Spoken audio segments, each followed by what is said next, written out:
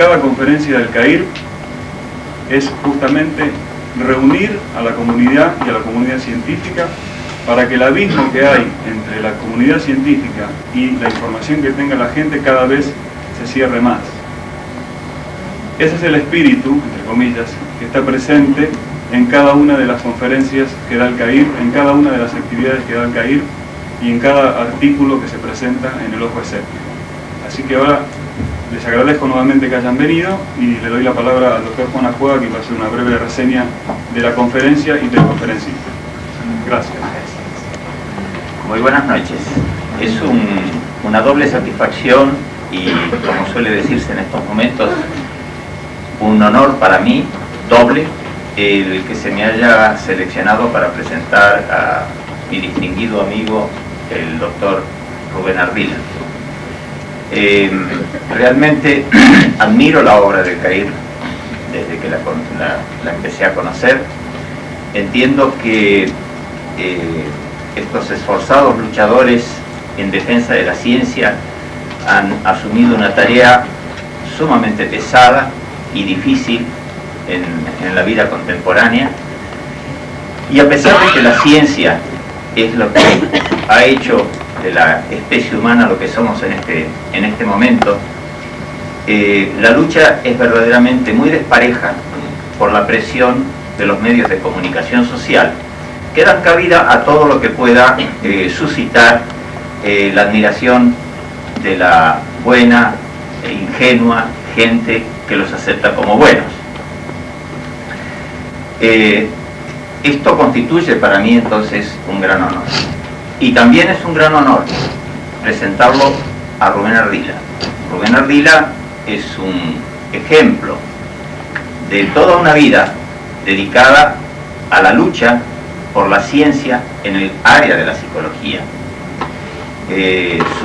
Su carrera, egresado de la Universidad Nacional y con un PhD en la Universidad de Wisconsin, ha estado dedicada a la investigación científica, en primer lugar en la psicología experimental, y también al trabajo teórico, como muchos de ustedes asistentes a esta conferencia lo saben por los libros de Rubén, libros que nuestros jóvenes en las universidades utilizan desde hace años y para quienes el nombre de Ardila no resulta novedoso. También el doctor Ardila está dedicado a la actividad de colectividades científicas, como por ejemplo la Sociedad Interamericana de Psicología, a la Revista Latinoamericana de Psicología, y su tarea permanentemente en defensa de una psicología enmarcada en el método científico es realmente ejemplar para todos nosotros. El tema del cual va a tratar ahora, me imagino, es un tema para que lo sigamos meditando durante bastante tiempo después. Y nos refería hace unos minutos que es el producto de un trabajo de investigación directo, inmediato, de manera que los elementos que nos va a presentar seguramente son primicias, es decir, que son también un mérito en sí mismo. En particular, agradezco también al doctor Ardila la suerte de poder escucharlo en Buenos Aires en este momento.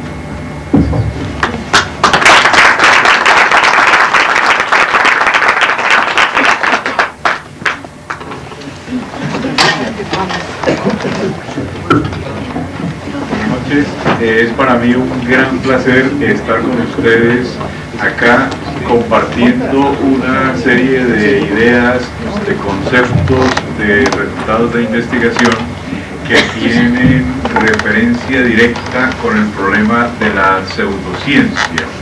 En primer lugar, quiero manifestar mi admiración por el trabajo que están realizando el Centro Argentino para la Investigación y la Refutación de la Pseudociencia es el tipo de labor que definitivamente se necesita, es una labor de carácter pionero en el mundo de habla española, es un centro único en la seriedad metodológica, en la relevancia social que esto tiene, el impacto sobre la comunidad, etc. De manera que para mí es doblemente satisfactorio, precisamente por mi profunda admiración por los luchadores, por mi profunda admiración por los pioneros, por la gente que es capaz de seguir un camino aunque vaya en contravía del contexto en el cual se están moviendo. Yo estoy acostumbrado a eso, entre otras cosas. Entonces, como yo estoy acostumbrado a eso, yo me identifico mucho con los luchadores en ese contexto.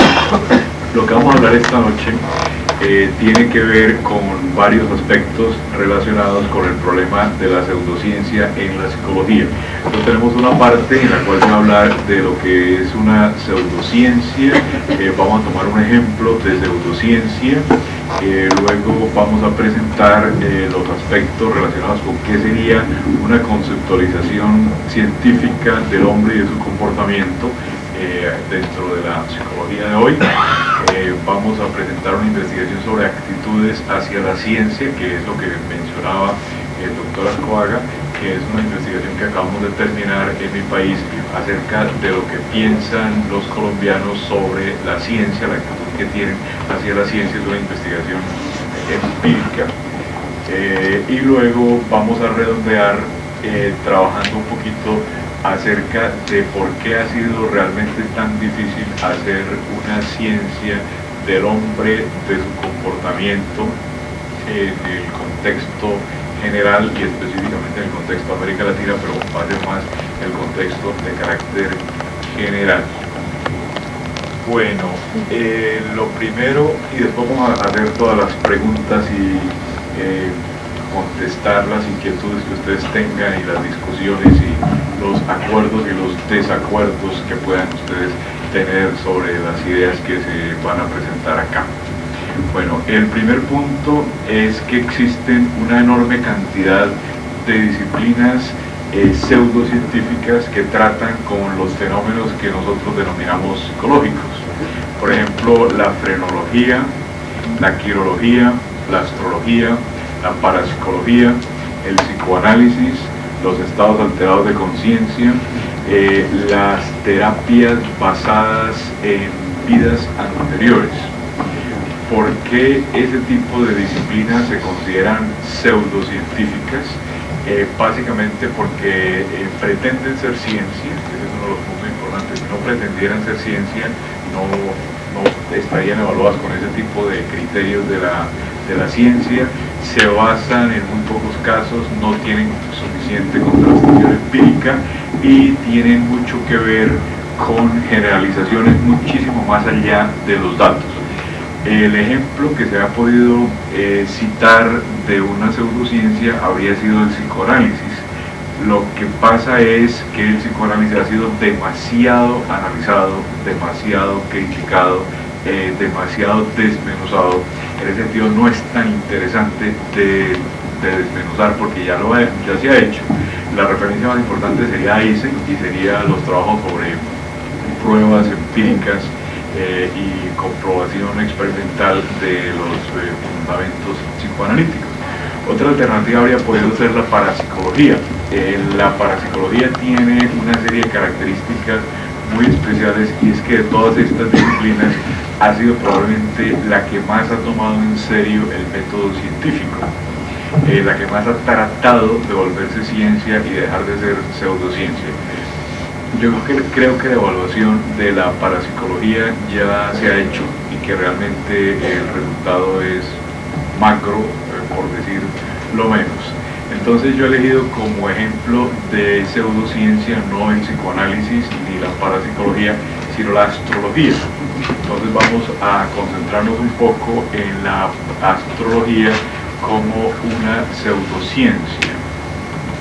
Bueno, entonces la astrología tiene dos aspectos importantes. Uno se refiere a la predicción del futuro y otro se refiere a una caracterología que se basa en en la posición de los astros en el momento del nacimiento, en las afinidades supuestas entre las personas que pertenecen a un signo o a categorías de signos, ese tipo de cuestiones. La primera parte, lo relacionado con la predicción del futuro, nosotros no la vamos a tocar. No creo que sea tan impactante en la sociedad, o sea que la gente siga tanto lo que dicen los astrólogos en eso. Lo siguen ciertas personas, por ejemplo Nancy Reagan y el presidente Reagan. Aquí tuvimos en la época anterior también algunas influencias de los astrólogos sobre algunos gobernantes argentinos importantes de hace 15 años, algo así. Básicamente Isabel Perón, o sea, yo creo que la historia ustedes la conocen mucho mejor que yo, así que no es necesario hablar de eso. Pero de eso no es tan influyente, o sea, la gente no toma eso tan en serio. La gente lee el horóscopo por la mañana, pero no lo lee como una guía de cómo hacer las cosas en ese día. Esos son muy poquitos los que lo usan como guía. La gente lo lee por curiosidad, la gente lo lee por ciertas cosas, le dice compre la lotería en 2 y la gente no compra la lotería en 2, va a tener un problema con su pareja, ese tipo de cosas. Pero esa es una parte, pero en cambio la otra parte sí la toman muy en serio. La otra parte es la que tiene que ver con la caracterología, o sea, la parte específicamente psicológica.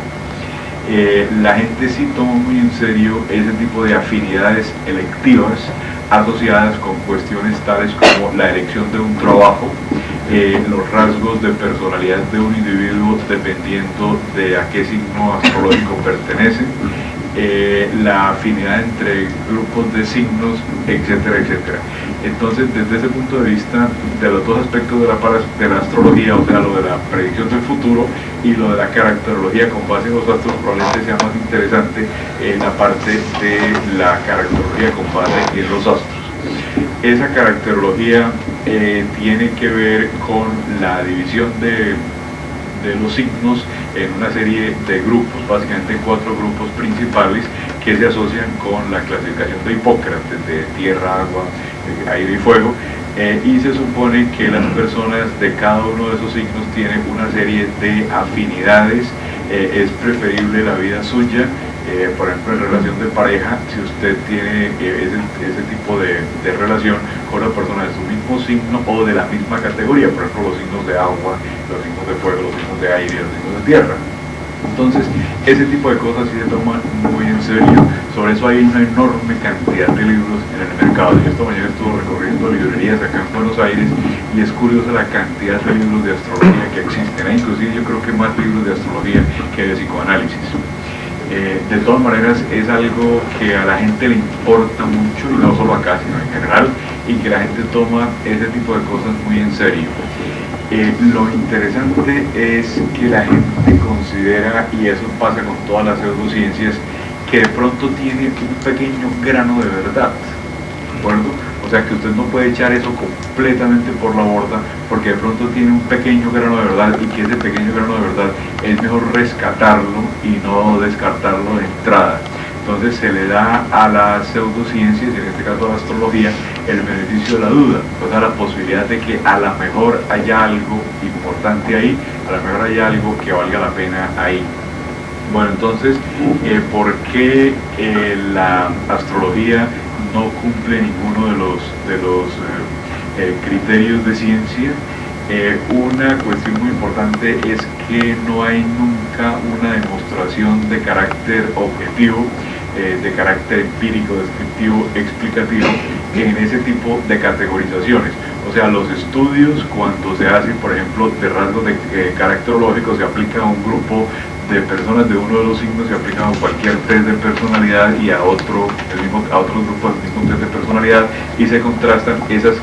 Nunca hay diferencias estadísticamente significativas, y sobre eso hay estudios muy serios y muy bien hechos y muy científicos. O sea, la astrología se ha tomado muy en serio a nivel de caracterología, o sea, de ver si es verdad que la gente de cáncer tiene tales características. Yo soy de cáncer y supuestamente los de cáncer somos depresivos, que yo no soy depresivo, somos poéticos, yo sí soy poético, ese tipo de cuestiones. Entonces uno selecciona ciertas características que son las que cuadran, y las que no cuadran uno simplemente las elimina. Entonces, este es el problema de la manera como selectivamente se aceptan ciertos elementos y los otros simplemente se dejan de lado, pero se dice, había un grano de verdad en ese tipo de afirmación. Entonces, volviendo a lo de los estudios comparativos de grupo, nunca se ha encontrado ningún tipo de comprobación a esto. Los estudios son de afinidades entre personas a nivel de pareja, de afinidades entre jefes y secretarias, de profesiones y ocupaciones, porque también hay cierto tipo de profesiones que supuestamente, según la astrología, se asocian más con un signo que con otro. Entonces, cada vez que se hacen ese tipo de estudios, ese tipo de comparaciones estadísticas, no da nada. Por ejemplo, que los que nacieron en Aries son atletas, los que nacieron en tal otro signo, en Tauro, son de gran interés en la política, etcétera, etcétera. Ese tipo de cosas nunca dan. Todo lo curioso es que a pesar de que ese tipo de cosas nunca dan, ¿por qué la gente lo sigue creyendo? Puede ser porque no se conocen, que los resultados de contrastación empírica fueron negativos, o sea que no hubo diferencias estadísticamente significativas en ningún sentido, absolutamente en ningún sentido, y en segundo lugar porque existe como una necesidad en los seres humanos que yo considero muy importante de explicar una serie de fenómenos no explicados. ¿Por qué yo me llevo bien con una persona o no? Porque hay cierto interés, cierta afinidad a primera vista. Porque yo conozco 10 personas y hubo una persona que me cayó súper bien. Yo no sé si ustedes usan el mismo término que usamos nosotros de me cayó bien. O sea, me sentí bien con esa persona espontáneamente, sin que aparentemente medie ninguna otra variable. Y en cambio con otras personas me sentí mal desde el primer momento sin que aparentemente medie ninguna otra variable.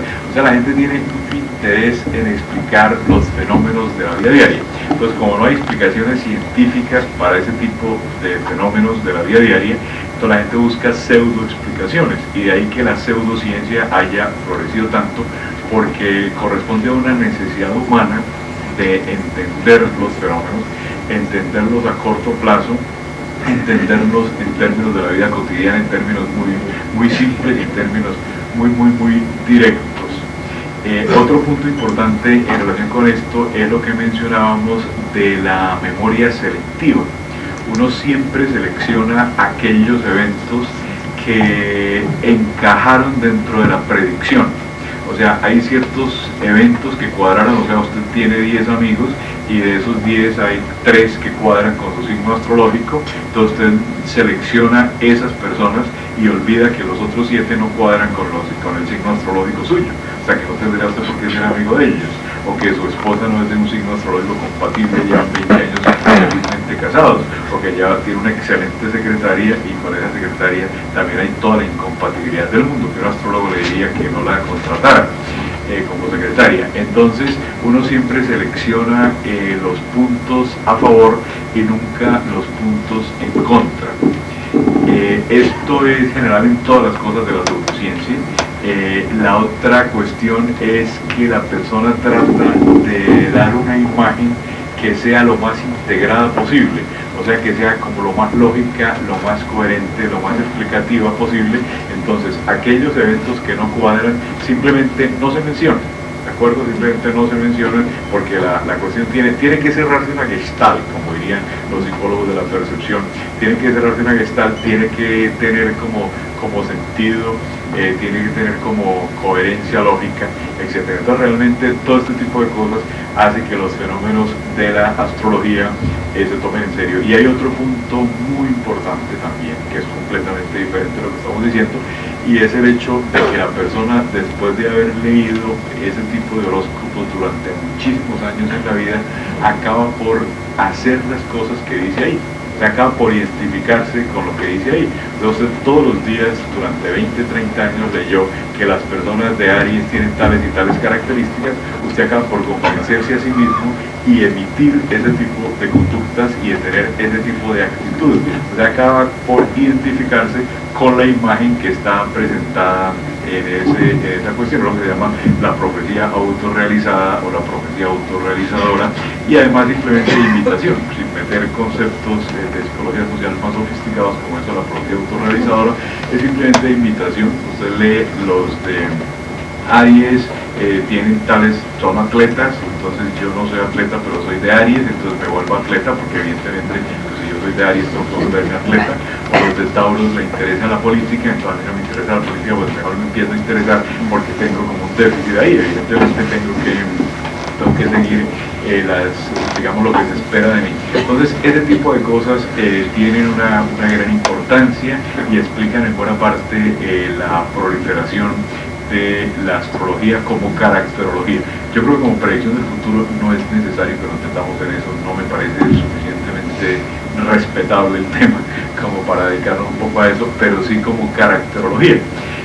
Otro punto también en relación con eso, la cantidad de luz que llega de los planetas y de las estrellas, que son los que influyen supuestamente en el desarrollo de un individuo. La cantidad de luz es tan mínima, que evidentemente la influencia que eso puede tener es completamente deleznable. Es mucha más la influencia en cuanto a luz que tiene un poste de alumbrado eléctrico que está en la calle, evidentemente muchísimo más la luz que llega que la luz que llega de Marte, o la luz que llega de Venus, o la luz que llega de cualquier otro planeta.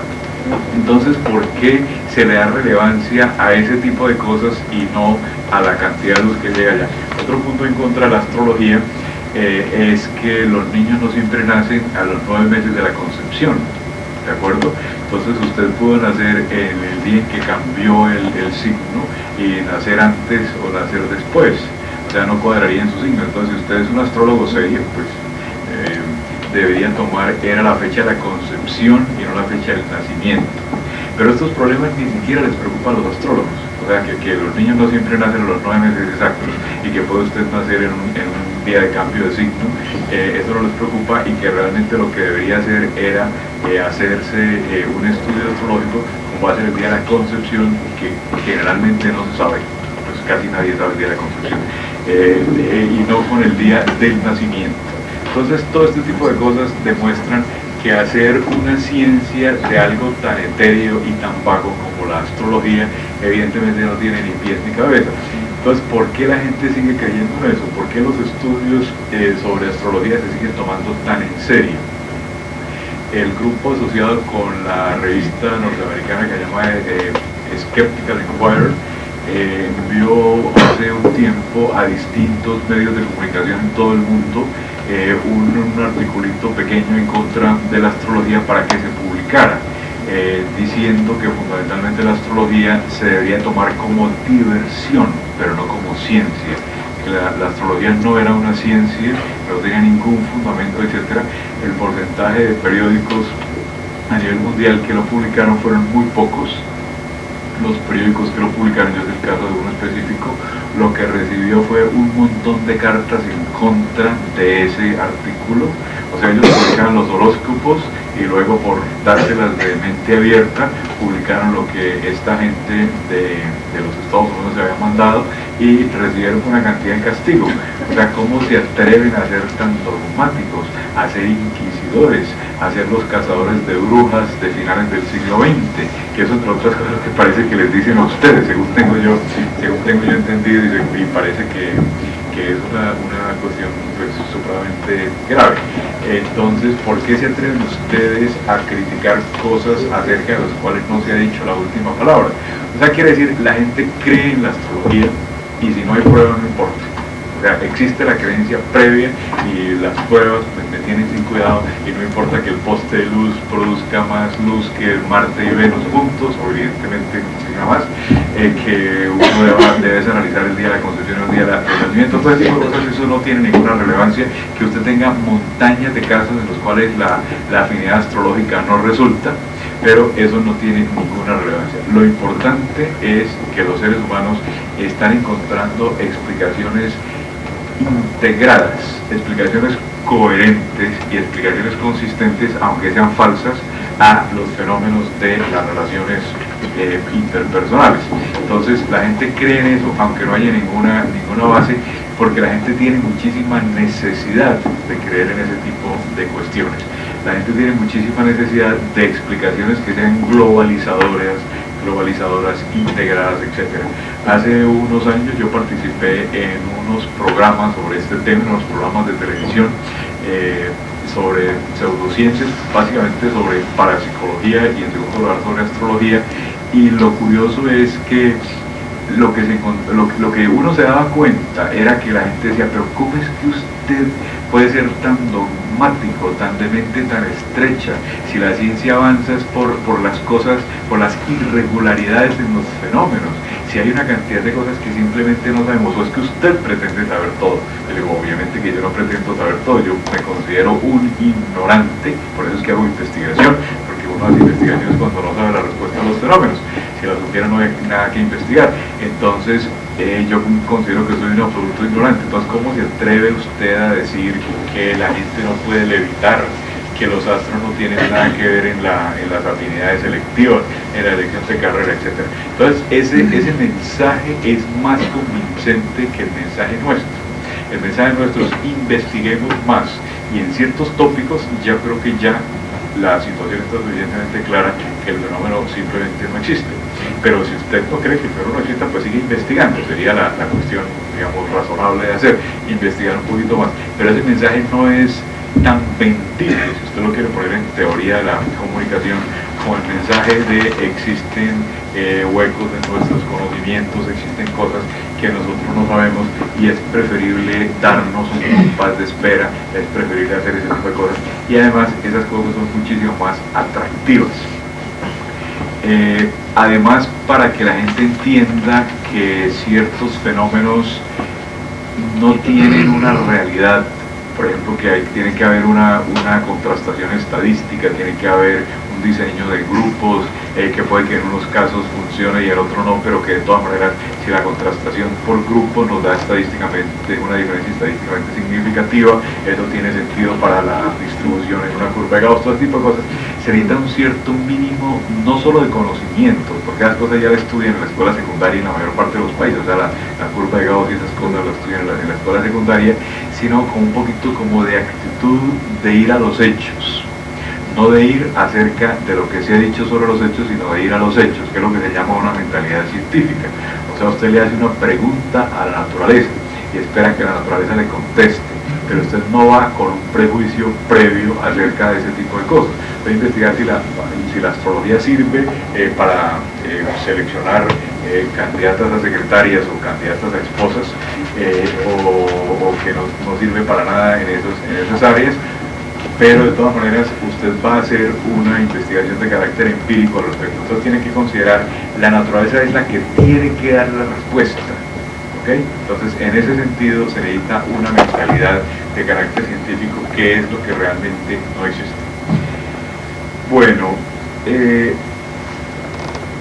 otro punto y último en relación con esto es el asunto de qué tipo de personas creen en la astrología y en general en los fenómenos de la pseudociencia. Si son gente sin nivel educativo, digamos relativamente refinado, si es gente que prefiere situaciones no estructuradas versus situaciones sí estructuradas, si es gente que tiene tolerancia a la ambigüedad, etc. Eso es una investigación de carácter psicológico en el área de la psicología de la personalidad. O sea, hay personas que funcionan mejor en ambientes ambiguos, no estructurados, hay personas que funcionan mejor en ambientes estructurados y en ambientes organizados. Entonces, ¿por qué la persona cree en este tipo de cosas o no? Eso es un tema que yo creo que sería bien importante. ¿Por qué alguien considera que los datos sobre los ovnis no demuestran que haya habido visitantes de otros planetas?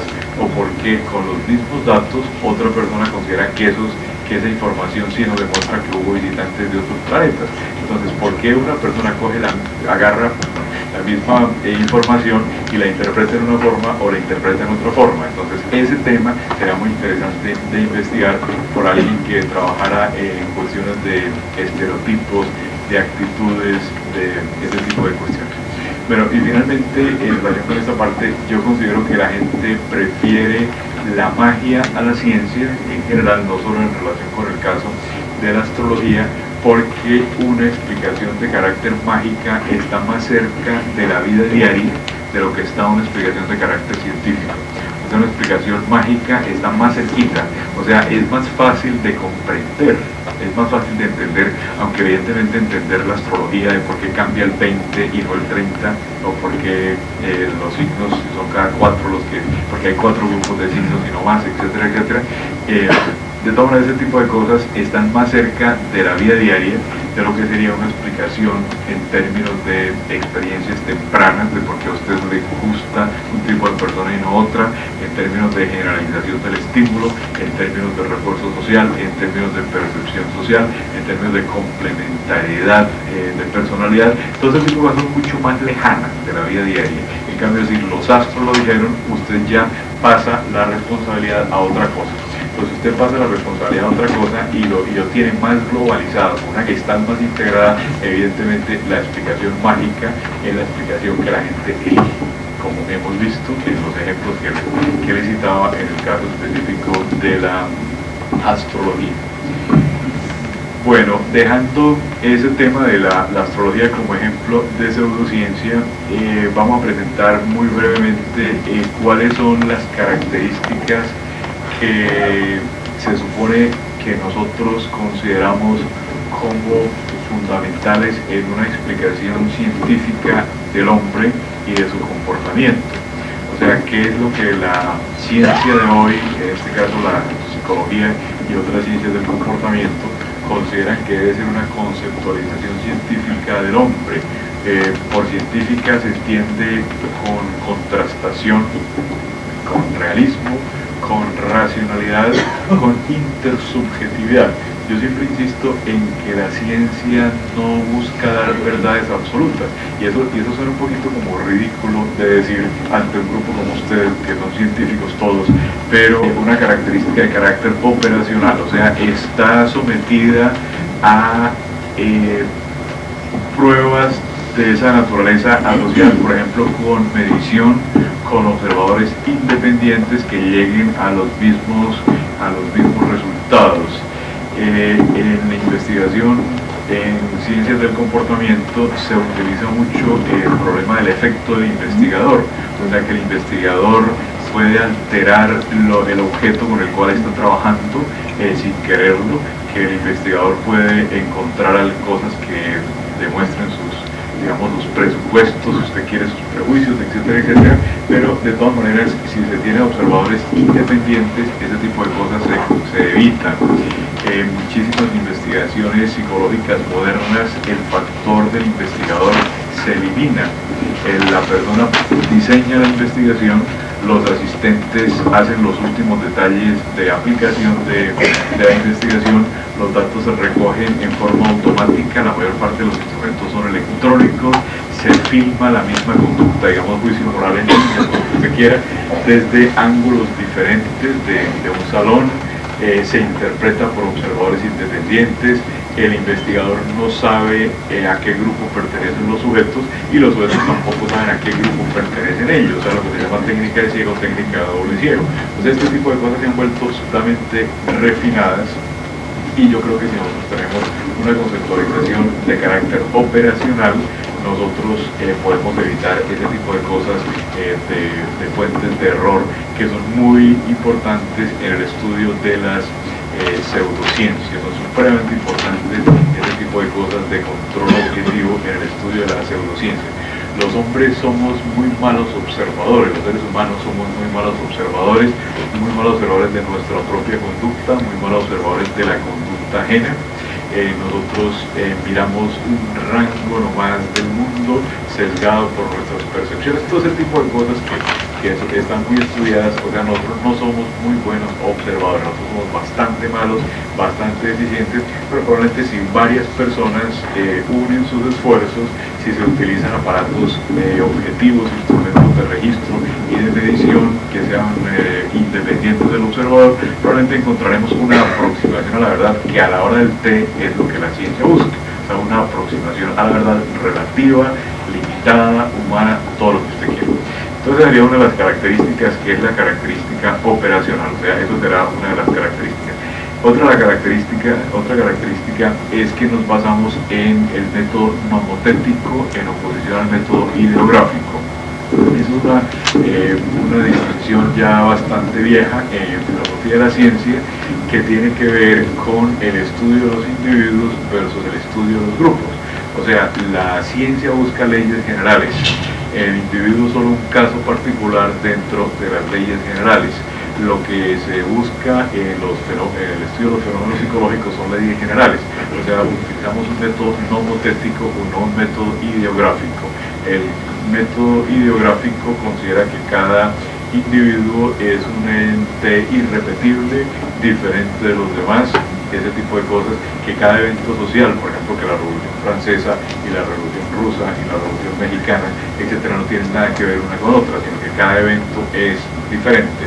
Esa es la concepción ideográfica. La concepción nomotética dice que ese tipo de eventos sociales tienen un montón de cosas en común sin que sean iguales. Lo mismo que los seres humanos somos muy diferentes, evidentemente una persona es muy diferente de otra, pero tenemos una cantidad de cosas en común. Usted tiene 130 de cociente intelectual, en el mundo hay muchos millones de personas que tienen 130 de cociente intelectual, usted mide 1,80 de altura, hay muchos hombres que miden 1,80 de altura, usted es el mayor de 5 hermanos, hay muchos que son el mayor de 5 hermanos que miden 1,80 y que tienen 130 de cociente intelectual, usted tiene 32 años, hay mucha gente que tiene esas características más 32 años, tiene 2 hijos, todo ese tipo de cosas. Entonces usted comparte un montón de cuestiones con otras personas, pero la combinación final es única, ¿de acuerdo? Pero lo que constituye ciencia es aquello que uno comparte con los demás. O sea, no se hace una ciencia de Pedro Pérez, se hace una ciencia de las personas que tienen 120 de cociente intelectual y que además son el mayor de la familia, etcétera, etcétera. Se hace una ciencia de la inteligencia, una ciencia de la constelación familiar. O sea, ese es lo que se denomina el método nomotético. O sea, las ciencias todas estudian no el puente tal, sino lo que los puentes tienen en común, no el individuo tal, sino lo que los individuos tienen en común, etcétera. O sea, son categorizaciones de esa naturaleza. Entonces, evidentemente, si queremos estudiar un fenómeno cualquiera, tenemos que estudiar las comunalidades entre ese tipo de cosas. Bueno, otra característica es que se trata de un enfoque de carácter evolutivo. Cuando hablamos de evolutivo, nos referimos tanto a evolución ontogenética, o sea, del individuo, como evolución filogenética, o sea, de la especie. Nosotros somos parte del reino de la naturaleza. Eso es algo que se nos olvida mucho. Nosotros somos parte del reino de la naturaleza. Nuestra especie evolucionó a partir de ancestros que compartimos con otros primates. No somos obviamente descendientes de los monos, yo creo que esas cosas no hay necesidad de decirlas, evidentemente que no, pero sí tenemos antecesores comunes. Esos antecesores comunes nos llevan a tener ciertos aspectos, por ejemplo, la imitación, que es algo sumamente importante en los seres humanos, la compartimos con otros primates, etcétera. De modo que nosotros somos parte del reino de la naturaleza, eso es a nivel filogenético, y también hemos evolucionado a nivel ontogenético. Tenemos una serie de características que son nuestras, que son de mi historia personal, y la otra es la cuestión de la historia de la especie. Entonces, otra de las características es el hecho de tener un enfoque evolutivo. Las cosas cambian, mañana van a ser diferentes. Ayer fueron en una forma, hoy son en otra, mañana van a ser en otra. Lo único constante es el cambio. Eso lo dijo algún griego cuyo nombre se me escapa, creo que fue Demócrito, entre otras cosas. De todas maneras, que lo único constante que hay en el universo es el cambio. Todo es cambio, y eso es, o sea, todo es adaptación, todo es evolución, etcétera, etcétera. Bueno, y el otro punto en la conceptualización científica del comportamiento humano es que estamos trabajando con personas normales. Eso es básicamente para contrastarlo con las conceptualizaciones psiquiátricas, psicoanalíticas, psicopatológicas, etc. Estamos interesados en la gente que funciona bien, porque la enorme mayoría de la gente funciona bien, en oposición a lo que creía Freud. La enorme mayoría de la gente funciona bien, al menos la mayor parte del tiempo, la enorme mayoría de la gente funciona bien. Nosotros no somos todos neuróticos, ni psicóticos, ni psicópatas, ni nada por el estilo, sino que la mayor parte de la gente funciona aceptablemente bien dentro de los rasgos.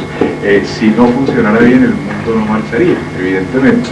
Si, por ejemplo, la esquizofrenia fuera dominante a nivel genético, no podría haberse organizado una sociedad como la nuestra. O sea, todas las características que son no adaptativas tienen que ser recesivas y no dominantes. De todas maneras, esto que tiene muchos intríngulis, lo que ilustra fundamentalmente es que estamos trabajando con población normal. Todas las características serían que es un método o una conceptualización operacional, nomotética, evolutiva, normal y finalmente que le da gran importancia al método experimental. Consideramos que se puede trabajar experimentalmente con la conducta humana, que el comportamiento de los seres humanos y de otros organismos, pero en este caso los seres humanos, está sometida a leyes, que nosotros somos capaces de entender esas leyes, que aunque la diferencia entre los hombres y los otros animales sea gigantesca, de todas maneras es una diferencia de grado, evidentemente es una diferencia gigantesca, pero evidentemente es una diferencia de grado. Bueno, sería lo relacionado con el punto que podríamos decir de la conceptualización científica del hombre en oposición a una conceptualización no científica o a una conceptualización pseudocientífica de lo que es el hombre. O sea, nosotros tenemos una forma científica de estudiar la naturaleza del hombre, esa forma se comparte con otras disciplinas científicas. El estudio del hombre no es exclusivo de la psicología. Otras disciplinas también tienen mucho que decir acerca de la naturaleza de los seres humanos, la genética, la sociología, la economía, la historia, la filosofía, la biología, bueno, un montón, la lingüística, etcétera, tienen muchísimos aportes que hacer en una conceptualización integradora del hombre. Ese tipo de disciplinas que comparten ese tipo de características que hemos mencionado. Bueno, dejando este segundo punto y pasando al tercero que quiero compartir con ustedes, entonces quiero mostrarles un poquito los resultados de una investigación que terminamos de hacer una semana antes de venirme yo para Argentina, acerca de las actitudes de los colombianos hacia la ciencia. Esta investigación fue inspirada por Mario Bunge, con quien, como ustedes saben, yo escribí un libro sobre filosofía de la psicología y con quien tengo muy buena comunicación. Mario Bunge, para los que no sepan, yo creo que todos saben, es un filósofo argentino muy destacado que vive en Canadá, una de las figuras más importantes de la filosofía de la ciencia a nivel mundial. Puede ser el principal filósofo de la ciencia que tiene el mundo en este momento, pero de todas maneras, como esas cosas tan difíciles de medir, uno de los más destacados filósofos de la ciencia, para ponerlo así más objetiva y científicamente. Entonces, Bunge estaba muy preocupado por la serie de trabajos que se habían llevado a cabo en muchas partes acerca de qué pensaba la gente sobre la ciencia, o sea, qué sabían que era la ciencia, si la ciencia era un método, si la ciencia explicaba ciertas cosas, si la ciencia nos permitía creer en Dios, si la ciencia nos refutaba la existencia de Dios, si había vida después de la vida, todo ese tipo de cuestiones que la gente tenía una mezcolanza, la gente tiene una mezcolanza tremenda de ideas en su cabeza y en su mente relacionada con lo que es la ciencia, con lo que no es, con la cuestión de los valores, con la cuestión de los hechos, con la cuestión de las teorías, etc. Entonces esta investigación fundamentalmente es un resultado de ese interés sobre este problema. Entonces lo que nosotros estudiamos fue la manera como la gente piensa que, lo que la gente piensa que es la ciencia, la manera como la gente cree que influye en su vida, etc. Entonces yo creo que lo primero que les quiero mostrar es la encuesta que nosotros aplicamos, una encuesta de 20 preguntas tipo Likert, hecha especialmente para la investigación, o sea, no era una encuesta previamente existente, sino que era una encuesta diseñada especialmente para la investigación, diseñada y estandarizada. O sea, nosotros diseñamos esta encuesta con muchas más preguntas, elegimos las que discriminaban más a nivel estadístico, o sea, las que separaban más entre el grupo, las que tenían más significación, si es una ley de ítem, todas las historias que no hay necesidad de que profundizamos mucho acá, porque evidentemente todos ustedes saben cómo se hacen esas cosas. Es una escala de tipo Likert, en la cual se contesta completamente de acuerdo, no sé, desacuerdo o completamente en desacuerdo, o sea, 5 alternativas y cada persona tiene un puntaje en cada una de esas alternativas y luego se compara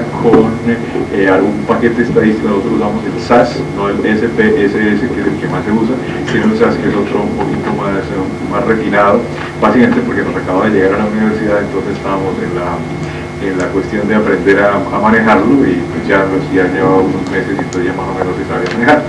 Bueno, entonces las preguntas son las siguientes. Uno, esto no son preguntas, son afirmaciones. De acuerdo en Likert, las escalas tipo Likert, usted no hace preguntas, sino que usted hace afirmaciones. Entonces la persona dice, estoy de acuerdo con esa afirmación o no, hay que apreciar. Estoy seguro de que la Tierra gira alrededor del Sol porque la ciencia así lo afirma. Una de las preguntas, entonces la persona contestaba completamente de acuerdo, no sé, desacuerdo, completamente en desacuerdo. Son 20 preguntas. Entonces, primero, estoy seguro que la Tierra gira alrededor del Sol porque la ciencia así lo afirma. Segundo, los conocimientos necesarios para construir la bomba atómica son producto del demonio. Completamente de acuerdo, etc. 3. En mi opinión, la religión y la ciencia son incompatibles. 4. Considero que hay personas que son capaces de leer el futuro. 5. Mi fe me lleva a creer que hay vida después de la muerte, aunque la ciencia no lo haya comprobado. 6. Yo creo que un gato negro, romper un espejo, derramar la sal, me traen mala suerte. 7. La ciencia demostró que el hombre es producto de la evolución. 8. Todas las ciencias sirven únicamente a las clases dominantes. Como yo soy producto de la generación de la década del 60, entonces eso era muy importante en la década del 60, pero no en la década del 90. Entonces eso es una pregunta que básicamente es por mis prejuicios de haber sido producto de la generación del 60. 9. Considero que la ciencia es una forma muy rígida y dogmática de acercarse al conocimiento. 10. La astrología, la parapsicología y la quirología son ciencias. La quirología es la ciencia de estudiar la caracterología de la gente con base en las líneas de la mano.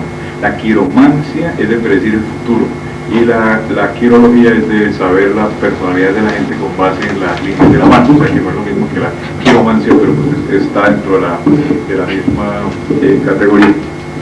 Ustedes dirán que para qué pierdo yo el tiempo aprendiendo esas cosas, ¿cierto? Se puede perder el tiempo en cosas más útiles que la diferencia entre quirología y quiromancia. Bueno, 11. Pienso que la literatura, la música y el arte no tienen nada que ver con la ciencia. 12. En mi opinión, la administración de justicia y la ciencia no se relacionan. 13. En mi opinión, debe considerarse como ciencia cualquier forma de conocimiento que nos permita llegar a encontrar la verdad absoluta. 14. La ciencia y la tecnología son lo mismo, entre paréntesis son iguales. 15. Los conocimientos científicos nos brindan orientaciones para vivir mejor. Esta fue una de las preguntas que más contestó afirmativamente la gente. O sea que la ciencia sí sirve para vivir mejor, cosa que realmente pues, es muy importante de destacar y que fue un poquito sorprendente. 16. Considero que la ciencia ha logrado que la vida del hombre sea más sana, más feliz y más agradable. 17. Para mi vida cotidiana tiene gran importancia saber acerca de la ciencia. Eso mucha gente lo contestó que no tiene nada que ver. 18. La información que brindan los medios masivos de comunicación acerca de la ciencia no es confiable y distorsiona mucho la realidad científica. 19. Si yo volviera a nacer, elegiría ser científico. 20. En una comunidad cualquiera son más importantes los comerciantes, los políticos y los sacerdotes que los científicos. Esas son las 20 preguntas. Como todas las escalas de tipo Likert, la mitad de las preguntas estaban a favor del asunto que se estaba estudiando, en este caso la ciencia, y la mitad estaban en contra del asunto que se estaba estudiando.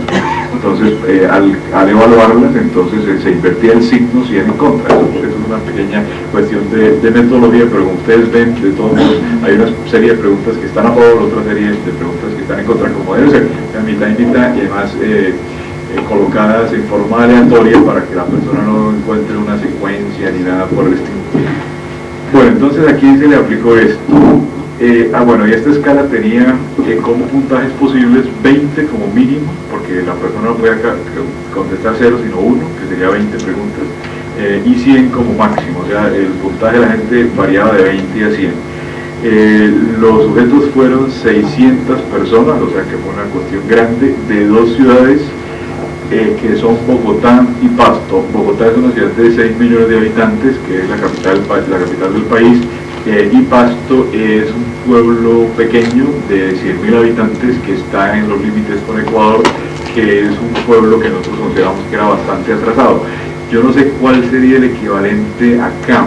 Realmente yo he estado pensando, y estuve pensando esta tarde cuál sería el equivalente. A mí lo que más se me parecería, y probablemente estoy equivocado, sería Jujuy, que es una ciudad de frontera, ¿de acuerdo? En el norte de Argentina. Puede que eso no sea correcto, que esa no sea una interpretación de, digamos, de analogía, pero de todas maneras sería como comparar la actitud ante la ciencia en Buenos Aires y en Jujuy. Eso sería básicamente lo que se hizo.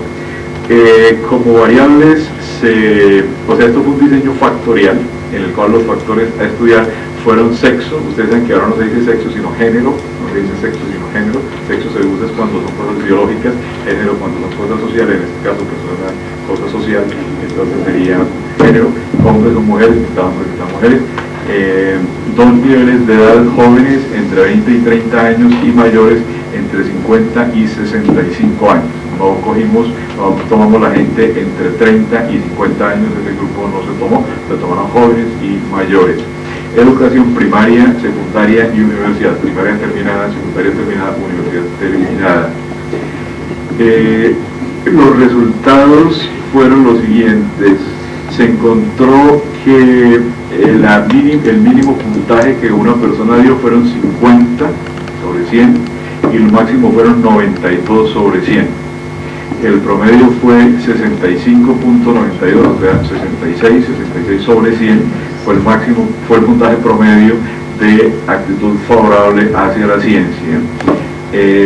La investigación costó, o sea, los sueldos se dividieron en 24 grupos, que era combinación de todos estos factores, por ejemplo, hombre, joven, con primaria terminada de Bogotá, hombre, mayor de primaria terminada de Bogotá, etc. Todas las combinaciones posibles hasta los 24 grupos.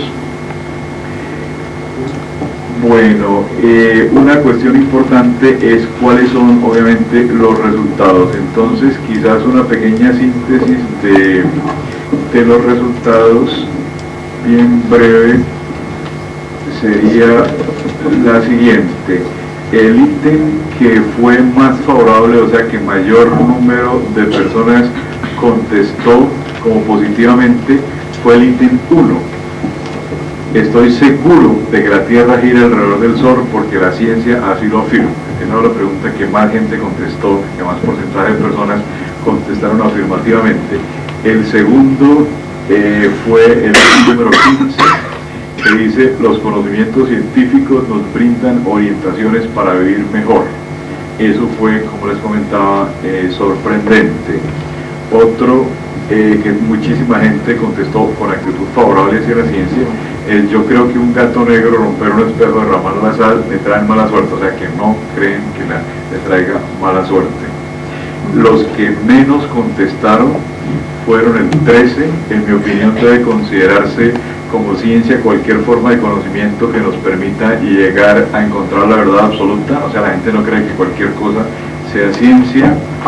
El número 10, que dice la astrología, la parapsicología y la quirología son ciencias, también se contestó que no. El 5, mi fe me lleva a creer que hay vida después de la muerte, aunque la ciencia no lo haya comprobado. Entonces, ese tipo de resultados Fundamentalmente lo que demostrarían es que la ciencia ocupa, o sea que la ciencia es importante, pongámoslo así, que la ciencia se tome en serio y que ese es el tipo de resultados básicamente que se encontrarían.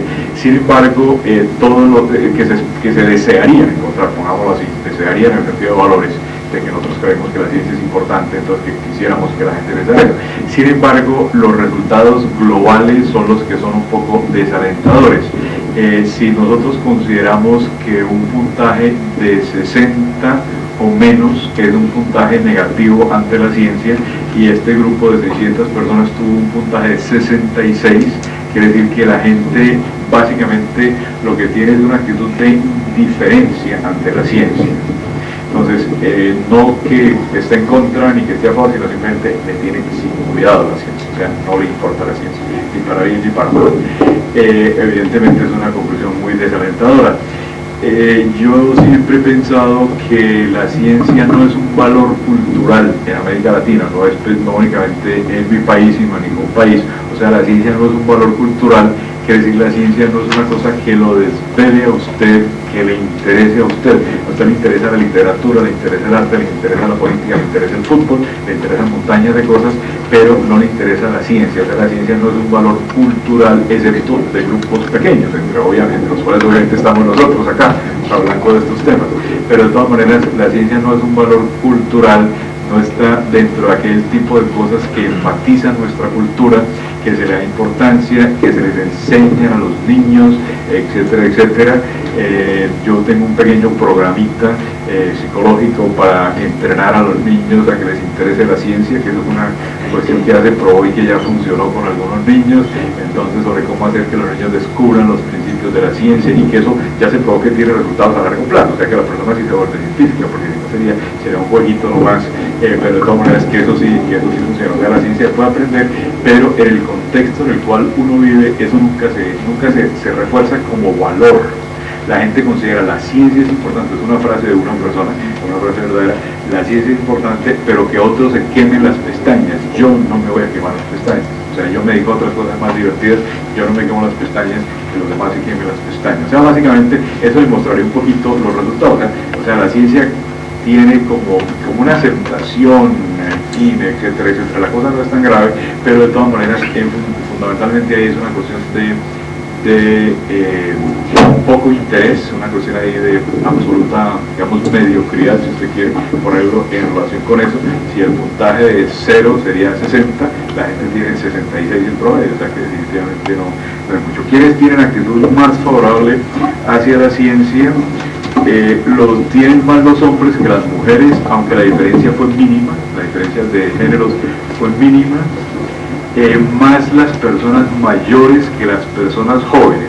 Eso también fue una cuestión un poquito sorprendente, más las personas de 50 a 65 años que las personas de 20 a 30. Yo esperaba que fueran más los de 20 a 30. Y entre otras cosas es una cuestión un poquito preocupante también, porque quiere decir que los viejos se van a morir y ya a los jóvenes no les va a interesar la ciencia, la poquita que les interesa, el poquito interés que hay en la ciencia. Las cosas valen peor si los jóvenes no continúan llevando la bandera, ¿de acuerdo? Básicamente esa sería la antorcha. Y más en gente de nivel universitario que gente primaria o secundaria, lo cual evidentemente eso sí era de esperar. Pues en general más la gente que tiene entrenamiento universitario y más las personas mayores. Bueno, la variable que más peso factorial tuvo fue la variable escolaridad, o sea, la contrastación de grupos, porque obviamente esto tiene un montón de comparaciones que no vamos a presentar ahora. Lo que más relevancia tuvo fundamentalmente fue la escolaridad, o sea, entre más escolaridad, más positiva la actitud de la gente ante la ciencia. Otra de las cosas que vamos a hacer con esta investigación que pienso hacer es contrastarla con investigaciones análogas, aunque no exactamente iguales, que se han hecho en otros países. Hay mucha preocupación, específicamente en los Estados Unidos, en el poco interés que la gente tiene por la ciencia, en la poca información científica, en el nivel mínimo de cultura científica que las personas tienen. Hace poco leí yo en algún sitio que se le había preguntado a un grupo muy grande de personas en los Estados Unidos, de estudiantes universitarios, si los hombres y los dinosaurios habían coexistido, y algo así como el 90% de la gente dijo que sí, y eso es falso, pero falso, requete falso. Inclusive probablemente si los dinosaurios y los hombres hubieran coexistido, nosotros no habríamos sobrevivido como especie. Nosotros somos cuaternarios, los dinosaurios de la época terciaria, y cosas por el estilo. O sea que el tipo de cultura científica es muy mínima, pero muy limitada, etc. Entonces quizás eso sería interesante de contrastar lo que piensa la gente en un país del tercer mundo con lo que piensa la gente en un país del primer mundo. O sea, yo pues siempre me interesan este tipo de cuestiones de carácter transcultural. Bueno, dejando la investigación que hicimos y pasando al último punto, que es un poquito redondear específicamente las ideas para el caso concreto de la psicología en relación con la pseudociencia, que es pues el tema central de nuestra charla hoy. O sea, ¿por qué ha sido tan difícil hacer una ciencia del hombre y de su comportamiento? ¿Por qué no se ha desarrollado tanto como se debería?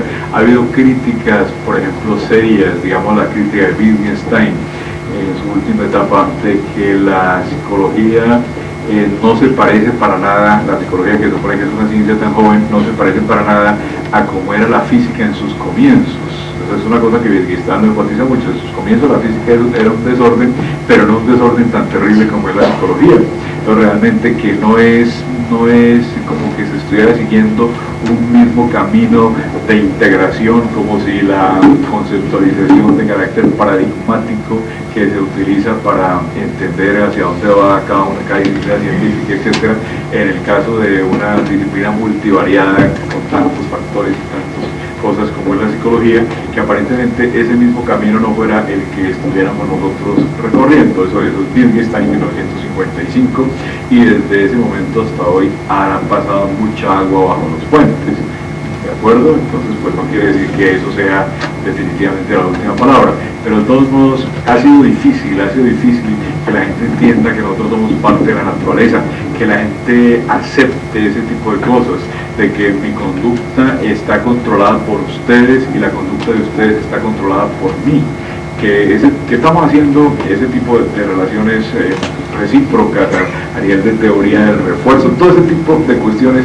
La gente le ha costado muchísimo trabajo entender eso y aceptar. En cambio, las conceptualizaciones más mágicas, más integradores, más cerca del sentido común, como por ejemplo la astrología, que fue el ejemplo que citamos al comienzo, ese tipo de cosas sí la gente las toma muchísimo más en serio.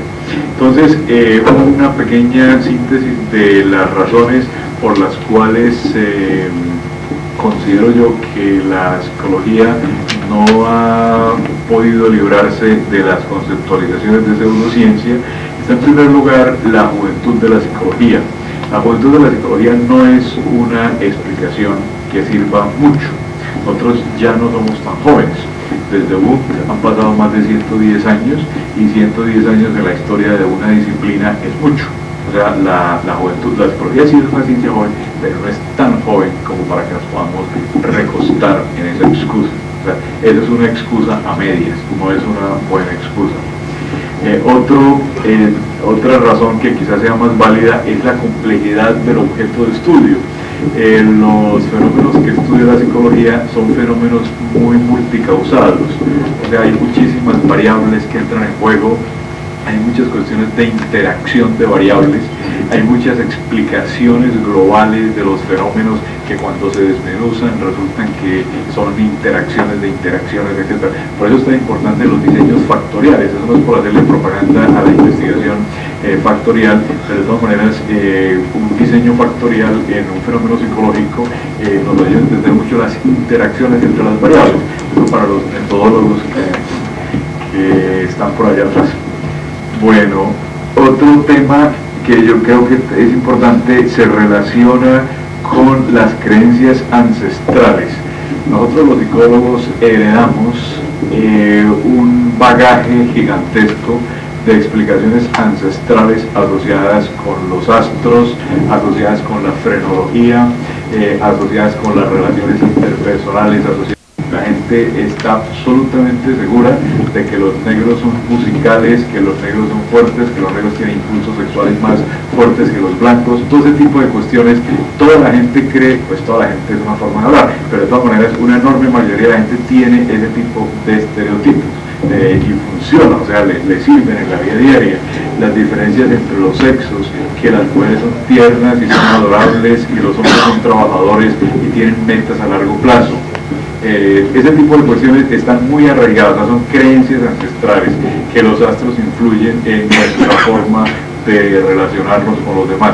O sea, hemos heredado un montón de cosas que en su enorme mayoría son simple y llanamente basura, y que lo mejor que podíamos nosotros hacer era reconocer: nosotros no sabemos eso, ¿okay? Y hagamos más investigaciones, y lo demás, si es basura, la echamos al cesto de la basura. Pero de todas maneras hemos heredado todo este tipo de cosas, y eso es un lastre importante con el cual tenemos que lidiar. Bueno, otro punto importante es que hay una serie de problemas en lo que se denomina psicología que no se pueden dejar sin explicación, que son los problemas de las relaciones interpersonales, los problemas del sentido de la vida, ese tipo de cosas para los cuales la psicología no tiene explicación. O los problemas de los valores, todo ese tipo de cosas. Todos son problemas que no se pueden dejar sin explicar, porque los seres humanos necesitamos una explicación coherente y consistente. Lo he dicho hoy como unas 100 veces, lo digo por última vez, o sea que se necesitan explicaciones coherentes, y la pseudociencia da explicaciones integradas y coherentes. En cambio la ciencia da explicaciones incompletas. Por su misma naturaleza nosotros damos explicaciones incompletas. En cambio la pseudociencia da explicaciones completas aunque sean falsas. Entonces la gente prefiere una explicación que sea completa, que tenga sentido, y no las explicaciones incompletas y fragmentarias, que es la naturaleza misma de la ciencia. Entonces los problemas psicológicos son problemas que no se pueden dejar de lado, porque para la gente es importante entender ese tipo de cuestiones. Bueno, otro punto, una sexta cuestión, es lo de la poca fe en el método científico, inclusive después de Ubuntu, que es fundamentalmente lo que hemos dicho con la ilustración de la investigación, y la cuestión de que los seres humanos, y la última explicación del atraso es decir, de por qué la pseudociencia sigue siendo importante, es que hay una tendencia a preferir las explicaciones simplistas a las explicaciones complicadas. Eso no tiene mucho que ver con la navaja de Ockham, de que las explicaciones simples son preferibles a las explicaciones innecesariamente complicadas, pero de todas maneras sí tiene que ver con el hecho de que los seres humanos prefieren explicaciones con menos variables y con menos cuestiones metidas ahí. Bueno, yo creo que eso es fundamentalmente lo que yo quería, las ideas que yo quería compartir con ustedes esta noche. Yo considero que la psicología solucionará sus problemas actuales, los problemas de relación con la pseudociencia, con explicaciones simplistas, falsas, etcétera, etcétera, cuando se integre más al cuerpo de conocimientos de la ciencia como método. O sea que lo que la psicología necesita es más ciencia. Obviamente necesita otro tipo de cosas, más relevancia social, que la gente entienda más lo que es la psicología. Hay una gran diferencia entre lo que es la psicología y lo que la gente cree que es la psicología.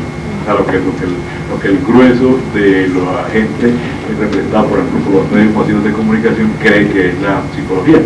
Pero de todas maneras es otro problema. De todos modos, lo importante es que yo considero que estas dificultades relacionadas con la pseudociencia se solucionarán específicamente en el caso de la psicología cuando se haga más investigación científica. En muchos casos va a ser investigación multidisciplinaria, en otros casos va a ser investigación disciplinaria, en unos casos va a ser caminar por trayectos desconocidos, trayectos nuevos, trayectos que no se han comenzado a recorrer. En otros casos es reevaluar un montón de cuestiones que se han hecho sin suficiente fundamento, sin suficiente sustrato. De todas maneras, eso sería un poquito la solución, o sea, más ciencia, tomar más en serio esto, aprender que la ciencia es fascinante, aprender que la ciencia es encantadora, que la ciencia es una cosa muy agradable, es una cosa con muchísimas implicaciones, aprender que para hacer usted ciencia no necesita ser un genio, o sea que la ciencia no es para Einstein y para gente que tenga más de 180 de cociente intelectual, sino que la ciencia la podemos hacer todos, que la ciencia no es únicamente trabajar con reactores en física, sino que la ciencia son cuestiones de la vida diaria que fundamentalmente es un verso. Entonces yo creo que se ha recorrido un largo camino y yo soy, como me imagino que muchos de ustedes saben, yo soy de los optimistas de que estas cosas van por buen camino y que vamos a continuar avanzando mucho. Muchas gracias. Yo le voy a formular, pero exactamente, pero por supuesto. Entonces, abrevi usted sí, en una discusión con argumentos. Exactamente. Respecto a qué hay que discutir. Exactamente, Entonces, a eso voy. todos nosotros vamos a aprovechar. A eso voy. Justamente. Bien, por favor, justamente, aprovechen. tomando, si el doctor conoce las ideas del doctor Gregorio Klimovsky sobre el método empírico y método hipotético deductivo, justamente yo quería preguntarle, ahí va a una de las preguntas, es decir, ¿qué opina usted sobre el método hipotético deductivo? Porque el método empírico es válido y es un nivel. Es decir, todo lo que usted ha hablado con respecto a las encuestas y al resultado de las encuestas es un nivel de trabajo, pero es decir, no da cuenta de la significación de la conducta y de la respuesta. Es decir, ¿qué piensa usted con respecto al método hipotético deductivo que utilizan otras ramas de la psicología, como es el psicoanálisis, y que el doctor Klimovsky ha desarrollado en sus trabajos, si usted lo conoce o no lo conoce, ¿no? Así, esa es una de las preguntas. Otra de las preguntas es si realmente usted piensa, si usted afirmó de que el factor del investigador se trata de eliminar, pero en realidad hasta en las ciencias físicas se sabe de que no se puede eliminar de todo. Es decir, ¿cómo lo considera eso usted? Y quisiera saber también si es un recuerdo que es real o no, es decir, si usted ha tenido experiencias en tratamiento con homosexuales.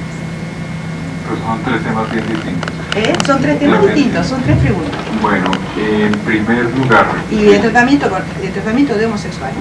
En primer lugar, que yo creo que es la pregunta más importante sobre por qué el psicoanálisis es una pseudociencia y no una ciencia. Los psicoanalistas están de acuerdo en que el psicoanálisis no utiliza el método científico. No. ¿Sí están de acuerdo? En que el psicoanálisis no utiliza el método científico en el sentido de contrastación, de experimentación, de recoger datos, de contrastación, de formulación de teorías, ese tipo de cosas, sino que utiliza el método clínico. El método clínico, que es fundamentalmente el estudio intensivo del caso individual. Entonces, los psicoanalistas insisten en eso. Insisten también, por otra parte, otro de los argumentos a considerar el psicoanálisis como pseudociencia es el hecho de que en sus orígenes y siempre se trabajó con muy poquitos casos y eran casos no representativos. La gente que iba al consultorio de Freud en Viena, evidentemente como todos nosotros, yo estudié montones de psicoanálisis en mi formación, ese tipo de gente no era representativa de nada, era representativa de un grupo social, que básicamente era una clase social alta, era representativa de una época, que era la época de finales del siglo, el comienzo del siglo XX en Viena, era representativa de una manera de interpretar las cosas. En fin, no podía ser representativa de la humanidad y no se podía hacer generalizaciones con base en pocos casos. Una de las características de la pseudociencia es que toma unos casos y los considera generales. Yo tengo mucha gente con la cual yo congenio y que pertenece al mismo signo astrológico, pero eso no quiere decir que la astrología sea una ciencia, porque simplemente se buscan aquellos casos que demuestran, o sea, se enfatizan los casos positivos y no los casos no positivos. Sobre la discusión de la cuestión del psicoanálisis como ciencia, como pseudociencia, la discusión podría ser muy larga, pero yo creo que sí es bien claro de que no cumple ninguno de los requisitos del método científico. Por supuesto es muy largo de discutir y no opino lo mismo, ¿no? Sí. Los datos, por ejemplo, de cuando se trata de demostrar, digamos, los mecanismos de defensa, de si hay desplazamiento, etcétera, etcétera. El otro punto sería en relación con el método hipotético deductivo. La opinión mía es que la ciencia necesita inducción y necesita deducción, que ambas cosas están ahí, o sea, evidentemente ambas cosas están ahí, tanto inducción como deducción.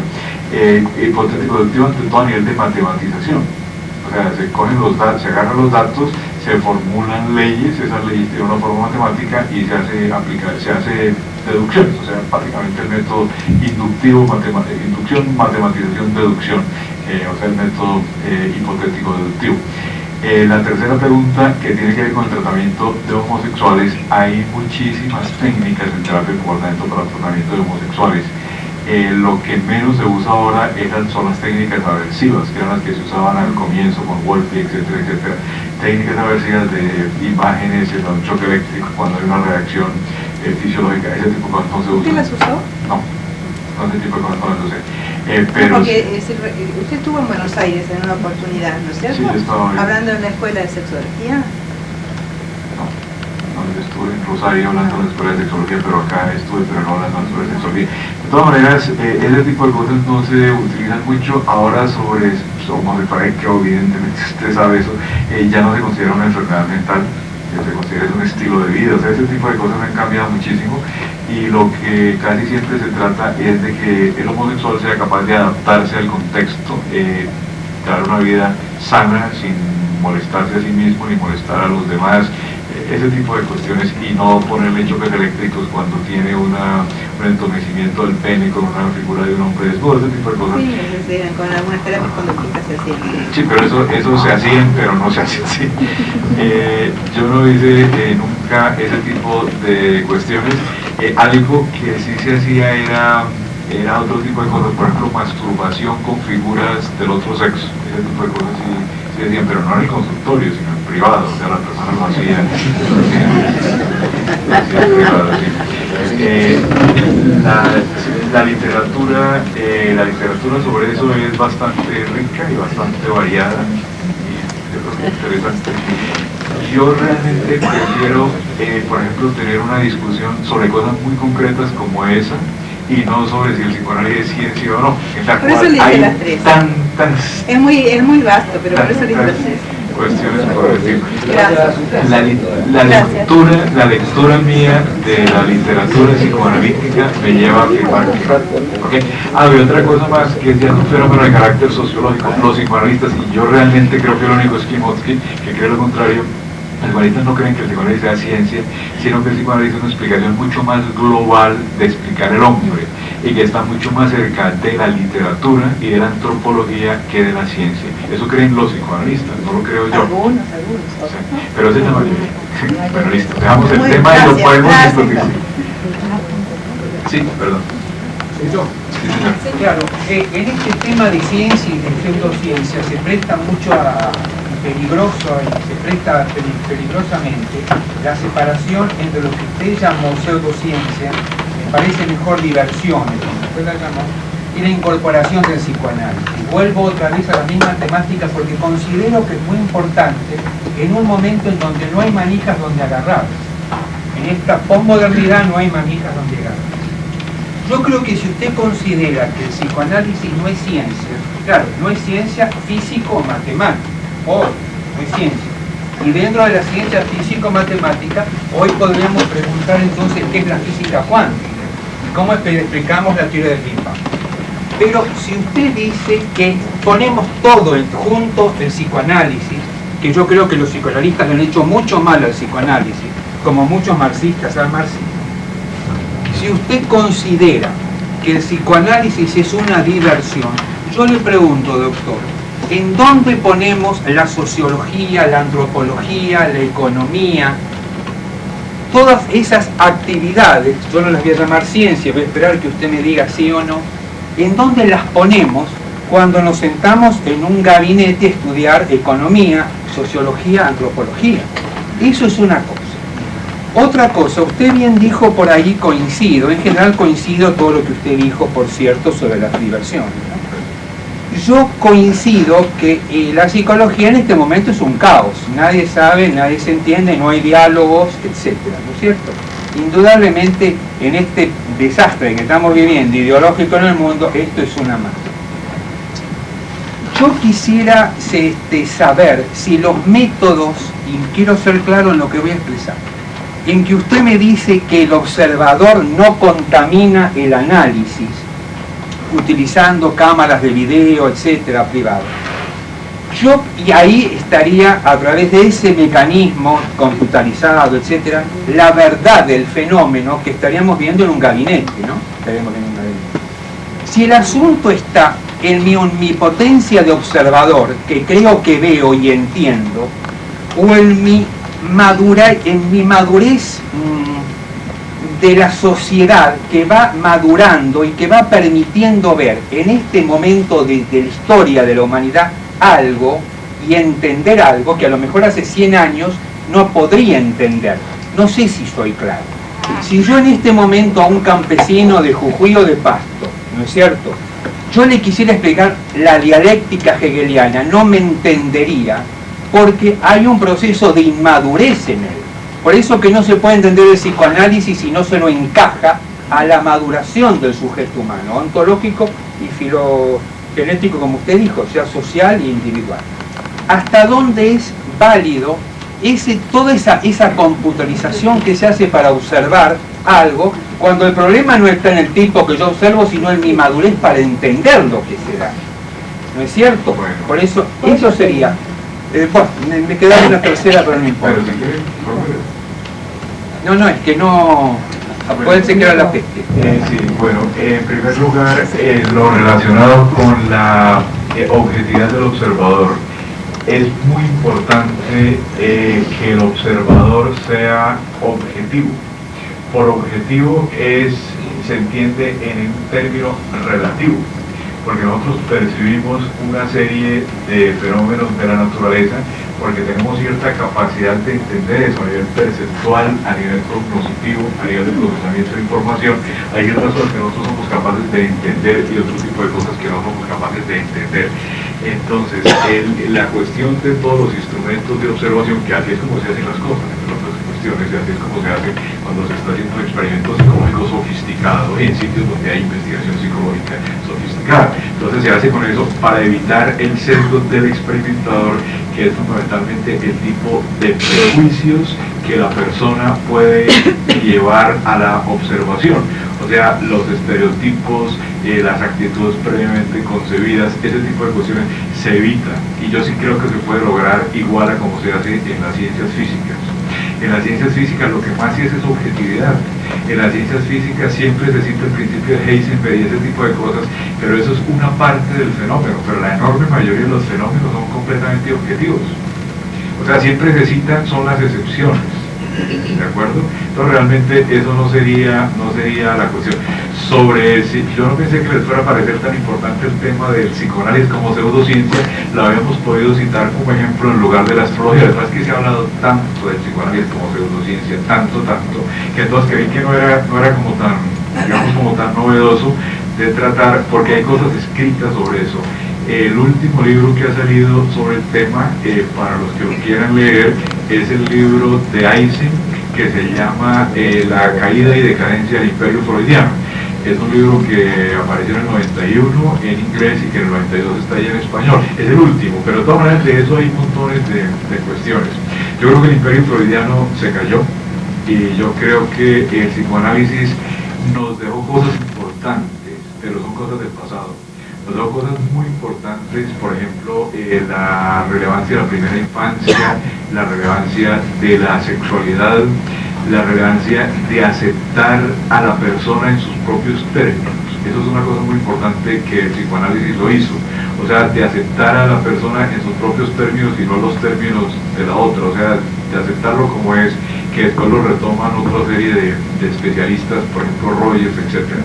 Y un último punto, cuando dije que la psicología estaba en un caos, es en un caos no de hechos ni de teorías, sino de conceptualizaciones integradas de un paradigma unificador para explicar todos los hechos. Pero hay muchísimas cosas que no son un caos. O sea, yo no quiero que quede esa idea. Y la última cosa, lo de la ciencia, lo de las otras disciplinas. Yo creo que la economía es una ciencia, la sociología es una ciencia, la lingüística es una ciencia, ese tipo de cosas son ciencias. Una pregunta. Yo ayer lo escuché en una conferencia que dio en la Universidad de Buenos Aires. Yo soy alumno de la Facultad de Psicología de la Universidad de Buenos Aires y soy ayudante de la Cátedra de Metodología. Y yo me sentí muy identificado cuando usted hablaba sobre su transcurso por la Universidad de Colombia, cuando hablaba acerca de que la gran cantidad de los profesores y estudiantes adherían a la teoría psicoanalítica. Yo tengo ese problema en la facultad ahora, me falta una materia para recibirme y me da la sensación como que se fue perdiendo el sentido común desde que comenzaban las primeras materias en la facultad hasta este momento que estoy por terminar la carrera. Me da la sensación que cuando al principio de la carrera algún psicoanalista planteaba algún tema que tenía poco sentido común, ni siquiera hablando con una mirada epistemológica más profunda, sino en el sentido de lo que podría asimilar un alumno en los primeros años de la carrera, había como un rechazo a la teoría y como que al final los alumnos se van como mimetizando con el discurso y como que van generando una imitación con respecto a una forma de expresión y una forma de entender el mundo muy determinada, que es la del psicoanálisis, que se contrapone con la forma de expresión de la vida cotidiana y de otras disciplinas que sí aceptan. Entonces mi pregunta es un poco, a ver cómo es que pudo haber un cambio en Colombia, ¿no? ¿Cómo fue el cambio desde la hegemonía psicoanalítica hasta la posibilidad de que vayan entrando disciplinas serias en la psicología, como evidentemente las hay, como es el caso de la terapia de la conducta? Y no estamos hablando únicamente de Colombia, de todas partes, no, o sea, de claro, todos los países. O sea, no es únicamente de un país, sino de todos los países. Yo creo que una escuela de cualquier disciplina, en este caso de psicología, no puede presentar una sola alternativa al estudiante. Yo creo que el estudiante debe casarse con una teoría si él lo considera adecuado, pero la escuela no le debe obligar a casarse con esa teoría.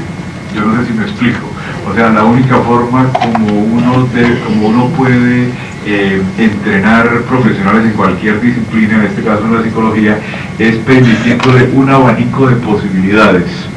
O sea, en una facultad de psicología donde no se enseñara psicoanálisis, yo sería el más defensor de que sí se enseñara. Pero en una facultad de psicología donde solo se enseña psicoanálisis, yo creo que hay que cerrarla. Pero el problema apuntaba a otra cosa, que en un país en donde el continuo de los profesionales surgen de universidades en donde se enseña una disciplina psicoanalítica, es evidente que los profesores que van a volver a enseñar en esa facultad van a ser psicoanalistas y van a seguir con esa línea teórica. Sí, pero usted no cree en el cambio, las cosas cambian, las cosas evolucionan, las cosas varían, unas veces para bien, otras para mal. O sea, lo único estable es el cambio, como decíamos hace un rato, lo único permanente es el cambio, e imposible que no se puedan hacer ese tipo de cambios. La impresión que yo he tenido específicamente en relación con la psicología argentina es que hay como mucho sentido como de desesperanza, de que las cosas no se pueden hacer, y eso no es verdad, sí se pueden hacer. Esperamos que los jóvenes, o sea, como usted, entiendan que uno puede cambiar el mundo, y no solo en el caso del psicoanálisis, en todo. O sea, en todas las cosas uno puede cambiar cosas, uno puede empezar nuevas cosas. Yo les comentaba a ustedes de que el único que no era psicoanalista era yo. Y entonces, si no es usted psicoanalista, ¿qué es? Pues nada, porque yo no sabía que había más cosas, porque lo único que me enseñaban era psicoanálisis. Entonces yo sabía que ese no era el camino, pero yo no sabía cuál era el camino, y eso sí que es incómodo. Eso sí que es incómodo, porque si hay 20 caminos y usted dice ese no es, pero hay 19 para elegir, pero no hay sino uno, y ese no es, entonces ¿qué hacemos? Eso sí es serio, pero se encuentran caminos, se encuentran posibilidades, y realmente yo creo mucho en la inteligencia de los latinoamericanos. Tengo el máximo respeto por la inteligencia de los argentinos, el máximo respeto. Yo creo, como lo he dicho en otros contextos, que este es el país de América Latina que tiene mayor tradición en ciencia. Ustedes tienen 3 premios Nobel de Ciencia, que es el único país latinoamericano que tiene premio Nobel de Ciencia. Ningún otro país tiene premio Nobel de Ciencia. Todos los demás tenemos premios Nobel de Literatura, de Paz, de un montón de cosas, pero no tenemos de Ciencia. Ustedes tienen 3 premios Nobel de Ciencia. Aquí hubo una enorme tradición de investigación psicológica, de psicología experimental, que comienza con Horacio Piñero en el primer laboratorio, el más antiguo, que por Muche, un montón de cosas de esas importantísimas, trabajos originalísimos, etc. Y todo eso muere cuando llega el psicoanálisis. O sea, al comienzo de la década del 40, todo ese tipo de cosas completamente mueren y se empieza un poquito a repensar a mediados de la década del 70, pero a repensar. Como le digo, si no hubiera psicoanálisis, yo estaría a favor de que se hiciera psicoanálisis. Entendámoslo bien claramente eso. Yo estoy en contra de los dogmatismos, yo creo que uno no tiene la verdad en el bolsillo. Yo creo que hay problemas que están terminados, por ejemplo la astrología es un problema que está terminado. Yo creo que es un problema que está terminado y yo, por ejemplo, si yo manejara una agencia de financiar investigaciones, no financiaría investigaciones, no colaboraría con que se financiaran investigaciones para estudiar astrología, pero sí, por ejemplo, para estudiar la eficacia del psicoanálisis, porque yo creo que ese es otro problema distinto. Yo creo que ya se empezó con el cambio, por lo menos en la Universidad Nacional de Buenos Aires ya se han aprobado materias que tienen que ver con otro marco teórico, como es la introducción a la psicología del aprendizaje, que la Angela Kanteler es una investigadora muy conocida, Alba Bustaca, y el año pasado, o el anteaño pasado, se aprobó una materia que se va a empezar a dictar en agosto, que se llama Modificación y Terapia del Comportamiento. O sea que desde la universidad hay un intento de ofrecer a los alumnos otros marcos teóricos, y eso me parece positivo. Y es histórico que en la Argentina, teniendo esta tradición psicoanalítica, se haya aprobado esta materia de modificación de la conducta. Pero a mí me tendrá alguien que explicar por qué la tradición científica en psicología se pierde. Y se pierde sin dejar huella, o sea, simplemente se extingue, y por qué en todas partes se hacen cosas plurivalentes y aquí es solo una hegemonía de un enfoque. Sí, bueno, yo conozco algo de esa historia. Yo también soy alumno de la Universidad de Buenos Aires, de la Facultad de Psicología, y en nuestra cátedra de metodología más o menos nos hicieron una reseña histórica que podría explicar esto. El laboratorio de Piñero, bueno, Palacios, un político argentino que también hizo investigaciones en psicología científicas. Bueno, esa gente a partir de la década del 30, entre el 20 y el 30, recibieron ofertas del exterior para ir a investigar. Bueno, acá el problema económico en Argentina es una constante ya desde hace un par de siglos. Excepto ahora que todos son ricos, ¿no? Bueno, esa gente se fue y quedó una especie de vacío, desde el año 30 hasta el año 50 aproximadamente. En el año 50 vino el desembarco del psicoanálisis. Esa gente cometió quizá el error de no haber fundado la Facultad de Psicología. Sus investigaciones dependían de la Facultad de Medicina y Filosofía. Bueno, ese barrio fue el que cubrió el psicoanálisis, con gente como Pichón Revier y Raskowski, que son personajes muy conocidos por acá. Más o menos. Sí, yo voy a dos cuestiones. La primera, que a mí me resultó de su conferencia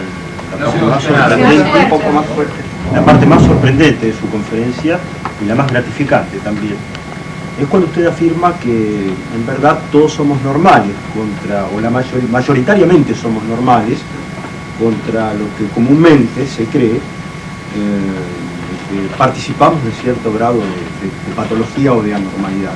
Y prueba de ello es que el mundo anda bien, el mundo funciona. Esto me gustaría que usted lo amplíe, no para satisfacer, para gratificarme aún más, y para salvar un poco mi sorpresa. Lo segundo que quiero plantearles es un punto que usted señaló al comienzo de su conferencia, y es que cuando la gente, el público lector, llega a las librerías y se encuentra con toda la literatura pseudocientífica, esotérica, podríamos decir, reconoce un grano de verdad en ello. ¿A qué responde esta actividad? Hay un gancho, hay algo que engancha.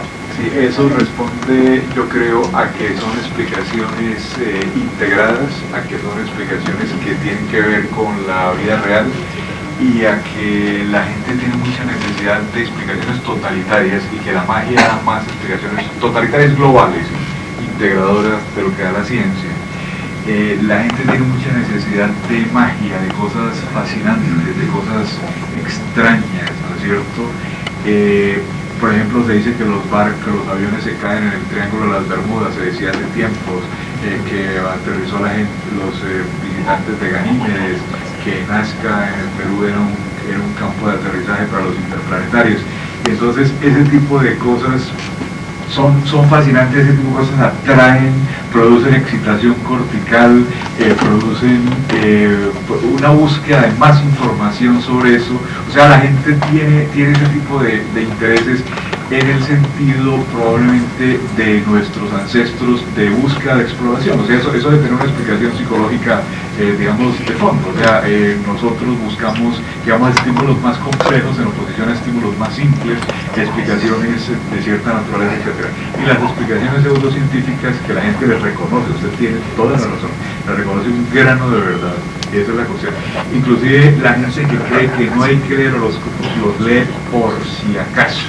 ¿Cierto? O sea, por si acaso, al fin de cuentas, uno no sabe la última palabra, de pronto si compro la lotería en 2, me la gano y quien quita que me gane la lotería, y eso no sería una mala idea para nada, etcétera, etcétera. Toda la gente dice, de pronto hay algún pequeño granito de verdad en ese tipo de cosas. Pero la cuestión es simplemente de integración. Hay mucha gente que va a los brujos. Yo tengo la idea que eso no pasa mucho acá. Pero por ejemplo, sobre Brasil, yo sí conozco en detalle, absolutamente en detalle, le da cierta posibilidad. Puede no creer en que lo que el brujo diga sea correcto, pero de pronto hay como una pequeña posibilidad y la gente le da importancia a eso porque son explicaciones, primero, más fantasiosas, más grandes, etcétera. Si a ustedes alguien les dice, va a venir acá una bruja que va a levitarse, que se va a elevar del piso, ustedes vienen y yo también vengo. Si yo veo que esa persona se levita, yo no creo que se levite. Hay un ejemplo, hay una bruja muy importante en Colombia que se llama Regina 11. Es una bruja importantísima, o sea, que ha tenido mucha influencia y que cada vez que hay secuestros, si usted sabe, en mi país hay 20 secuestros por día, desgraciadamente, entonces la consultan a ella sobre dónde están los secuestrados. Es una persona que tiene muchísimo éxito. Entonces se hizo un congreso de brujos y entonces ella los llevó a su casa para demostrarles que había levitación. Entonces se acostó ella, se puso eso en tinieblas y se levitó. Se levantó al piso ante los ojos de todo el mundo, tomaron fotos, etc. Y un periodista que ya se había leído muchísimas cosas sobre ese tema, bajó un obturador que había y la señora se cayó. ¿Qué era lo que pasaba? Había un par de imanes arriba y abajo. Ese es un truco, entre otras cosas, más viejo que los andar a pie. El truco de que se coloca una cosa metálica en el cuerpo y se cambia la polaridad y se sube. O sea, el coso ese se vio. O sea, era una cosa supremamente sencilla. O sea, la ilustración es esta. Si yo veo a alguien que se levanta del suelo, yo no lo creo aunque lo vea. ¿De acuerdo? Aunque yo lo vea, no lo creo. O sea, mis prejuicios me llevan a ese nivel. O sea, yo no lo creo aunque lo vea. Pero si alguien me dice, va a levitarse fulanita de tal, yo vengo a verla. Bueno, usted no viene, yo sí vengo. Yo creo que vale la pena. Sí. Me quedó la primera pregunta, si quiere contestarla. Sí, la primera pregunta, mire, si hacemos el análisis un poquito en serio, el criterio de normalidad que tiene la psicología, lo mismo que el que tiene cualquier otra disciplina científica, es el criterio estadístico. O sea, lo normal es comportarse como se comportan las demás personas del grupo de referencia, como se comporta la gente de su edad, de su sexo, de su clase social, de su cultura, etc. Eso es lo que es normal. Entonces lo normal es comportarse como se comporta la mayor parte de la gente, o sea, la mayor parte de la gente, 2 desviaciones estándar en la curva de Gauss es normal. Sería la respuesta seria al asunto. La respuesta jocosa, que a mí también me gustan las respuestas jocosas, como comparar los brujos y toda esa historia, es que pues usted podría decir que como el mundo anda tan mal, si yo digo que todo el mundo es normal y que por eso el mundo anda a las maravillas, la realidad es que el mundo anda patas arriba, o sea que todos debemos estar locos. ¿De acuerdo? Perdón, yo creo que ya. Si usted ya usted no, ustedes. Mire, yo soy médico y me manejo con enfermos habitualmente incurables, por la especialidad a la que hago, y me encuentro con mucha frecuencia con pacientes que llegan a esta situación límite o padres de pacientes, recurren, independientemente de su nivel cultural, económico, recurren a la magia y alguna de las alternativas esotéricas de los brujos y toda cantidad de delincuencia que anda suelta por la sociedad.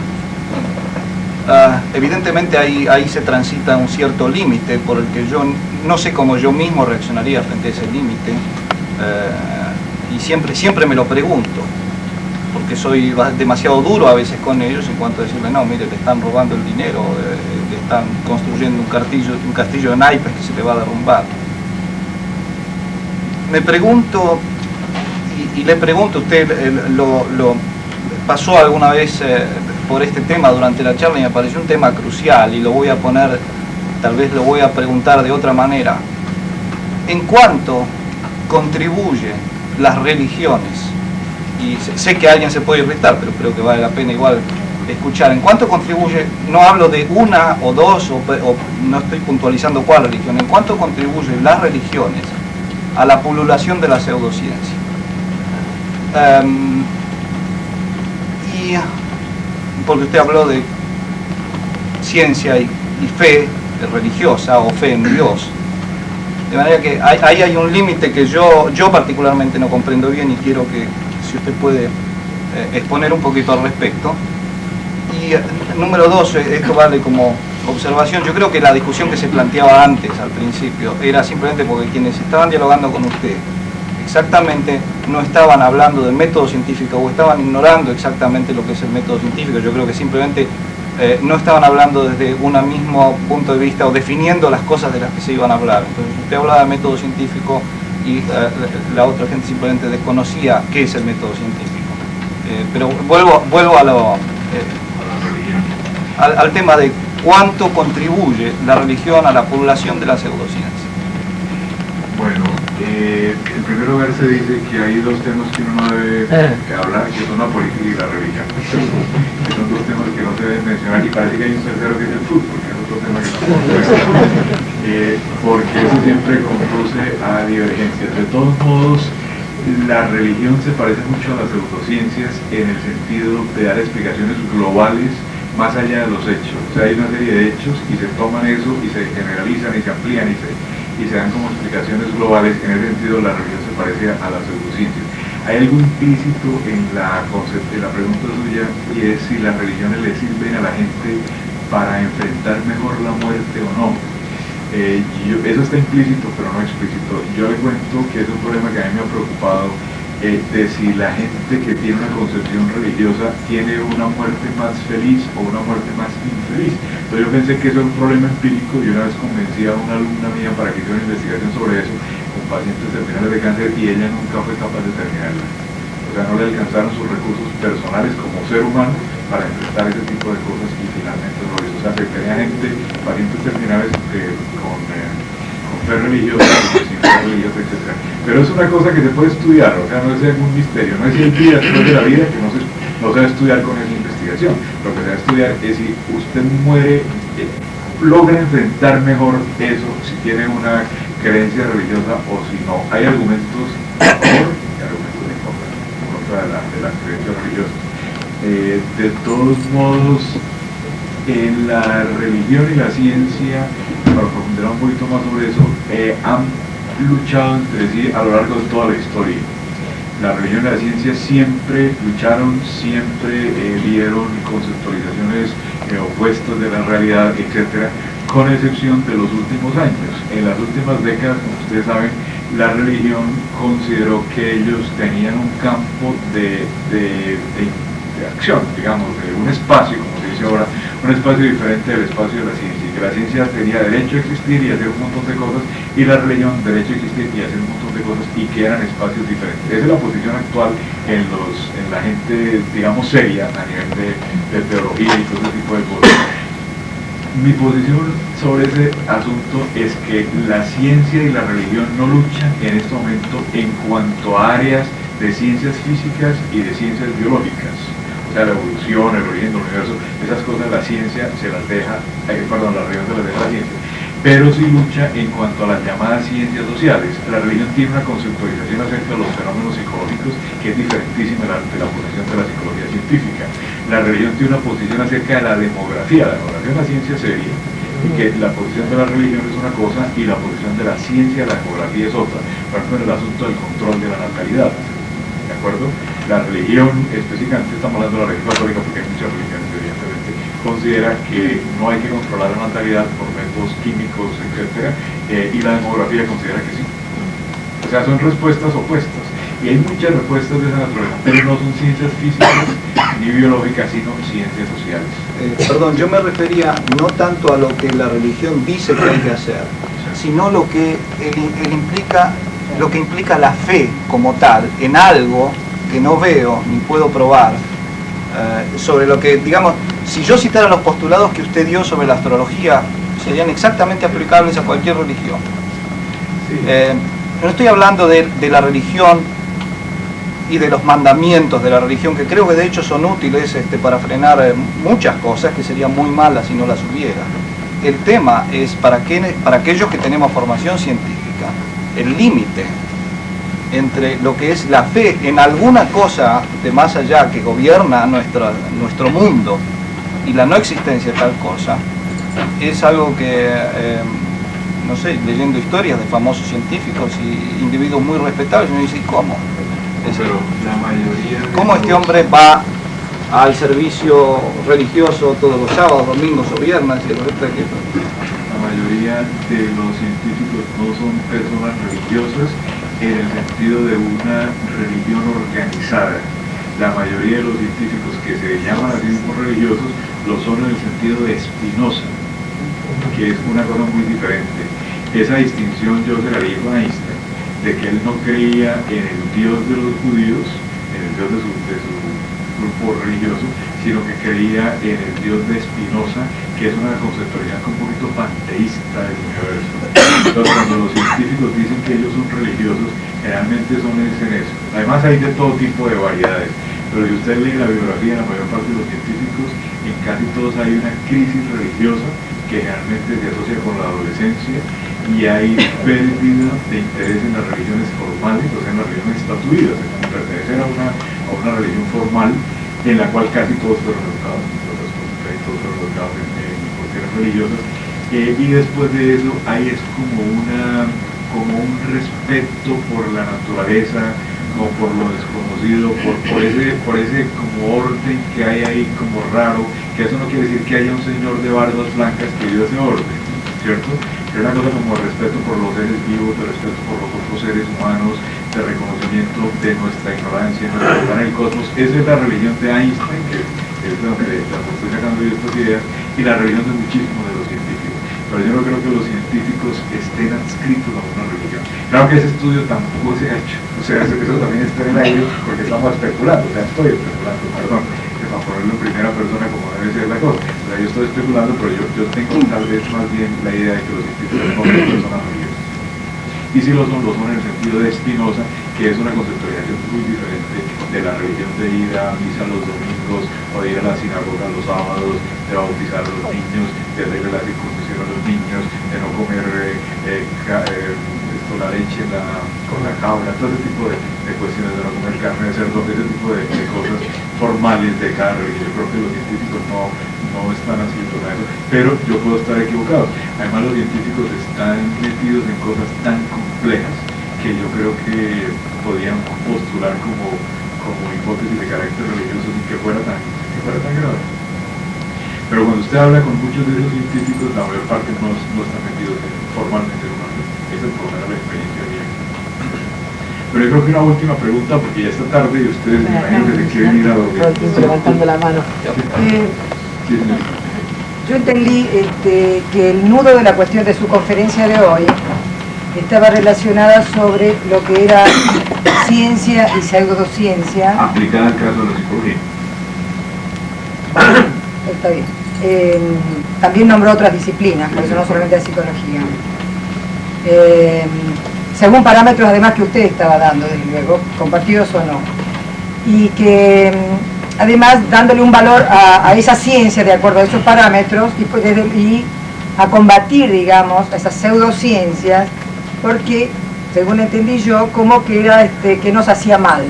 Mi pregunta es, ¿dónde está su interés o su satisfacción en haberse dedicado o dedicarse a esto? Y lo que yo noto como que nos advierte a nosotros, o a los que lo escuchamos, por el mundo, porque usted anda dando conferencias en todos lados, sobre lo bueno de esas ciencias y lo malo de esas pseudociencias. Bueno, yo creo que para contestar muy sencillamente, hay ciertas cosas que son conocimiento contrastable, irrepetible e intersubjetivo. A ese tipo de conocimiento se le llama ciencia. Eso sería la cuestión. A ese conocimiento contrastable, intersubjetivo, etc. Ese tipo de disciplina o ese tipo de metodología o ese tipo de marco de referencia sirve para ciertas cosas, sirve para entender el mundo y sirve para transformarlo. Hay una cantidad de cosas que no están ahí. Una de las cosas súper importantes que no están ahí son las artes y la literatura. Las artes y la literatura sirven para muchísimas cosas, para mejorar la vida del hombre sobre la tierra, y no es ciencia. O sea, yo nunca pretenderé que Thomas Mann, García Márquez, Hermann Hesse, etcétera, hablen lo mismo que habla la ciencia, y tampoco pretenderé que esas cosas no sean importantes. O sea, esas cosas son importantes, pero usted no debe mezclar las dos cosas. Hay una frase que alguna vez la decíamos: uno no debe mezclar el tocino con la velocidad. No el agua con el aceite, que están muy cerquita, sino dos conceptos tan gigantescamente diferentes como la velocidad y un pedazo de carne. Entonces, porque son niveles de análisis muy distintos. Entonces yo creo que la literatura tiene un lugar, la ciencia tiene un lugar, de pronto la religión. Yo sobre la religión no estoy tan seguro, pero por ejemplo que ciertas cosas tengan un lugar y que no sean ciencia, más que de acuerdo. O sea, más que de acuerdo. El ejemplo más práctico, más adecuado sería la literatura. Yo creo que nosotros disfrutamos de la literatura, pero no mezclemos la literatura con la ciencia. La literatura es una cosa, la ciencia es otra. La ciencia tiene un marco de referencia que ayuda a entender el mundo, etcétera, y a transformar. Bueno, señores, muchísimas gracias. Después conversamos.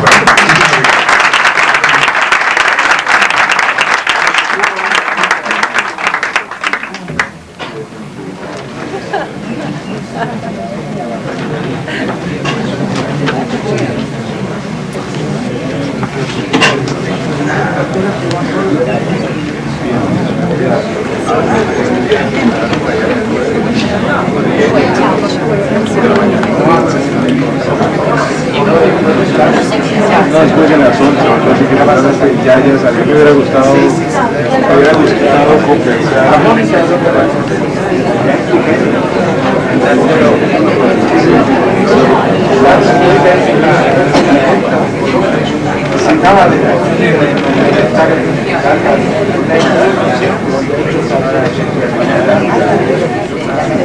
Qué bueno. Chao,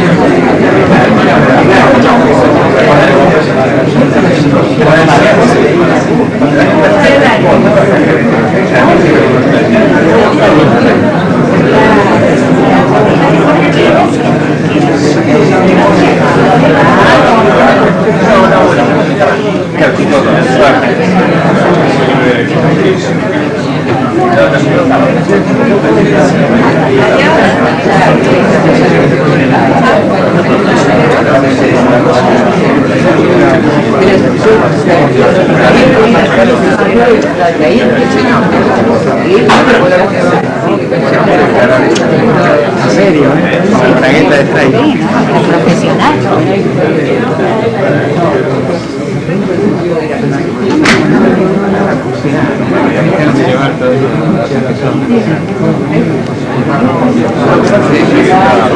Bueno.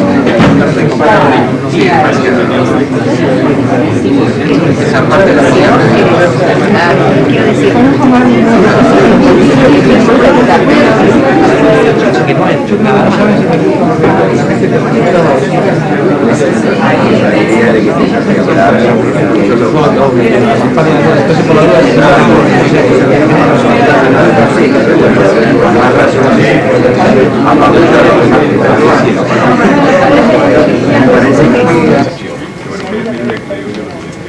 Los pacientes de Freud eran en su mayoría mujeres de clase alta. Las mujeres de clase alta no tenían ningún problema de desarrollarse ellas como personas. No tenían que estudiar, no tenían que hacer nada, porque normalmente tenían un marido rico, pero tenían problemas sexuales. ¿Por qué? Porque las actividades sexuales ustedes las hacían con las prostitutas, con la esposa, esas cosas no se hacían. Y esas damas, las pacientes de él, eran mujeres frustradas sexualmente, en la cual el único problema que ellas tenían era el sexo. Ese problema no lo tienen las mujeres de hoy. Las mujeres de hoy tienen, problemas sexuales no tienen ninguna. Tienen el problema de realizarse como ser humano, de encontrar un lugar, de desarrollarse como personas, de hacer cosas. Ese es el tipo de conciliar los roles de profesional y madre, ese tipo de cosas. Pero con quién acostarse es lo más sencillo del mundo. Pero en esa época no lo era. En esa época no lo era. Entonces para ella el problema era la sexualidad y no otras cosas. Entonces Freud, es decir, estas personas que tengo yo como pacientes representan a la totalidad de la humanidad. En ese momento era pureza. Eso definitivamente Las fantasías necesita uno no incestuosas de las entender, niñas. no entender